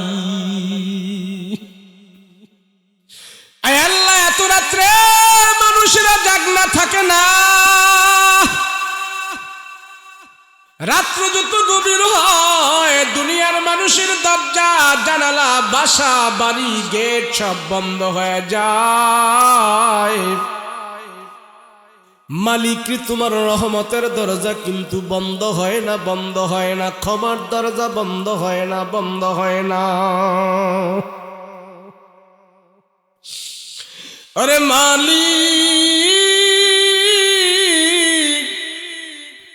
গুনার দিকে যদি তাকাই তোমার দরবারে হাত উঠাইতে লজ্জা হয়। গুনার দিকে তাকাইলে জাহান্নাম ছাড়া কোনো উপায় দেখি না। আল্লাহ গো, গুনাহ করতে করতে যদি আমরা পাহাড় পরিমাণ গুনাহ করে ফেলি, আমাদের পাহাড় পরিমাণ গুনাহ যদি তোমার রহমতের দরিয়াতে নিক্ষেপ করা হয়, তোমার ক্ষমার দরিয়াতে যদি নিক্ষেপ করা হয়, এগুলি কিছুই হবে না গো আল্লাহ, কিছুই হবে না। আমাদের জিন্দেগীর সব গুনাহ খাতা মাফ কইরা দাও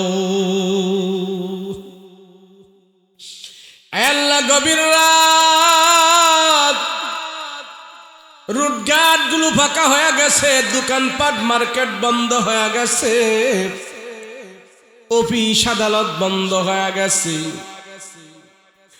আল্লাহ, পশু পাখিগুলো যার যার বাসায় চলে গেছে, সাপ বিচ্ছুগুলো গর্তের ভিতরে চলে গেছে, কিন্তু আমরা গুনাহগারেরা এখনো বাড়িতে যাই নাই।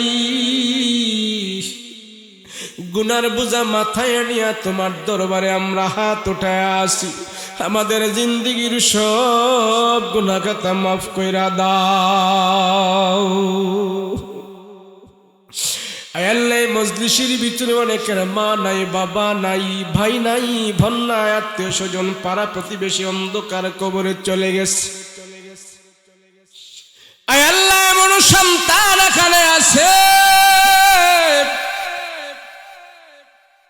তার মা বাবারে নিজের হাত দিয়া নিজে কবরের ভিতরে রাখছে। এমন সন্তান এখানে আছে তার বাবার মৃত্যুর পরে বাবাকে নিজের হাতে দাফন কাফন করায়া নিজের হাত দিয়া কবরের ভিতরে রাখছে। ওগো মালিক, বাবার কবরের ভিতরে রাইখা বাবার কবরের উপরে বাঁশের পাল্টা দিয়া মাটি দিছে। যে হাত দিয়া বাবার কবরে মাটি দিল, সে হাতগুলো আজকের মাহফিলে তোমার আদালতে উঠাইল। আল্লাহ, সন্তান হয়ে বাবাকে কবরের ভিতরে রেখে ওই হাতগুলো আজকের মাহফিলে তোমার আদালতে উঠাইয়া বাবার জন্য দোয়া চায়, ক্ষমা চায়। সন্তানের দোয়া আল্লাহ তুমি খালি ফেরত দিও না, খালি ফেরত দিও না, খালি ফেরত দিও না। মা বাবার কবরের ভিতরে তুমি জান্নাতের বাতি জ্বালায়া দাও আল্লাহ। মা বাবা অতি আপন করে, অতি যত্ন করে, মা মহব্বত করে আমাদেরকে দুনিয়ার জমিনে লালন পালন করে গেছে রে খোদা। মা বাবারে আমরা পর্যাপ্ত পরিমাণ খেদমত করতে পারি নাই, মা বাবারে আমরা পর্যাপ্ত পরিমাণ সেবা করতে পারি নাই। যেই মা বাবা নিজে না খায় আমাদেরকে খাওয়াইছে, নিজে না পড়ে আমাদেরকে পড়াইছে। আল্লাহ, ছোটকালে মা বাবা আমাদেরকে গরম পানি দিয়া গোসল করাইয়া দিছে, সাবান দিয়া গোসল করাইয়া দিছে, পায়খানা প্রস্রাব পরিষ্কার করাইয়া দিছে। ওই আদরের মা বাবারে আমরা মৃত্যুর পরে বরুই পাতার গরম জলের পানি দিয়ে আমরা গোসল করাইয়া দিছি। ওরে মালিক,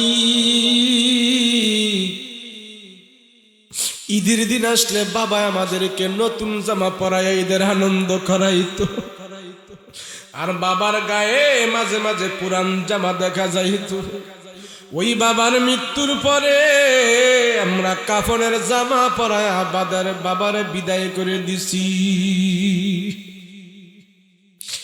আল্লাহ, মা বাবা আমাদেরকে ছোট কালে কাঁধে করে করে নিয়ে কত আনন্দ করছে, কাঁধে করে করে নিয়ে আমাদেরকে ঘোরাঘুরি করছে। মৃত্যুর পরে সেই মা বাবারে আমরা কাঁধে করে করে নিয়ে কবরের ভেতরে রেখে দিয়ে আসছি। আরে মালিক, মা বাবার কবরের ভিতরে তুমি আগুন জ্বালায় না, আগুন জ্বালায় না। মা বাবার কবরের ভিতরে তুমি জান্নাতের বিছানা বিছায়া দাও। মা বাবার কবরের ভিতরে তুমি জান্নাতের বাতি জ্বালায়া দাও। মা বাবার কবরটা তুমি জান্নাতের সাথে যোগাযোগ করে দাও। মা বাবার কবরের ভিতরে তুমি শান্তির ব্যবস্থা করে দাও। মা বাবার কবরের ভিতরে তুমি জান্নাতের হাওয়া চালু করে দাও। মা বাবারা যদি কবরে কষ্ট দাও, আমরা সন্তানেরা সহ্য করতে পারবো না রে খোদা, সহ্য করতে পারবো না। মা বাবার কবরের আযাব তুমি বন্ধ করে দাও। আল্লাহ, পিতা মাতার কবরে আযাব দিও না, দাদা দাদির কবরে আযাব দিও না, নানা নানির কবরে আযাব দিও না। মরিয়া গিয়াছে যাদের মা ও বাপ, আল্লাহ তুমি করে দিও তাদের গুনাহ খাতা মাফ। আল্লাহ তুমি আমাদেরকে মাফ করে দাও। ও মালিক, দুনিয়ার জমিন ছেড়ে আমরা একদিন চলে যাবো। আমাদের মরম তুমি ইমানে মরম দিও, বেঈমানে মরম দিও না, নাপাকি মরম দিও না, মুনাফিকি মরম দিও না, জাহান্নামী মরম দিও না, ইমানি মরণ আমাদেরকে দান করিও। আল্লাহ, মক্কা মদিনায় যাওয়ার তৌফিক দান করে দিও। হজ্জ বাইতুল্লাহর মেহমান বানায়া দিও। খানা কাবার গিলাফ ধরে ধরে আমরা কান্না করব, সেই ব্যবস্থা করে দিও। নবীজির রওজার পাশে আমাদেরকে দাঁড় করায়া দিও। প্রাণ ভরে আমরা নবীর সালাম জানাবো, সেই ব্যবস্থা করে দিও। আর নবীর রওজায় যদি না যাইতে পারি, ঘুমের ঘুরি আমার নবীর নুরানের চেহারাটা স্বপ্ন যোগে দেখায় দিও। নবীজির চেহারাটা দেখাইয়া জাহান্নামের আগুন হারাম করে দিও। আল্লাহ, যতগুলো আবদার করলাম তুমি কবুল মঞ্জুর করো, যতগুলো আবদার করলাম তুমি কবুল মঞ্জুর করো। আল্লাহ, আমাদের জীবনে বহুত মুনাজাত করেছো, জানি না কোন মুনাজাত কবুল করেছো। আজকের মুনাজাত তুমি খালি ফেরত দিও না রে আল্লাহ, খালি ফেরত দিও না। وصلى الله تعالى عليه وعلى آله وصحابه أجمعين. سبحان ربك رب العزة عما يصفون وسلام على المرسلين والحمد لله رب العالمين. بحق لا إله إلا الله محمد رسول الله.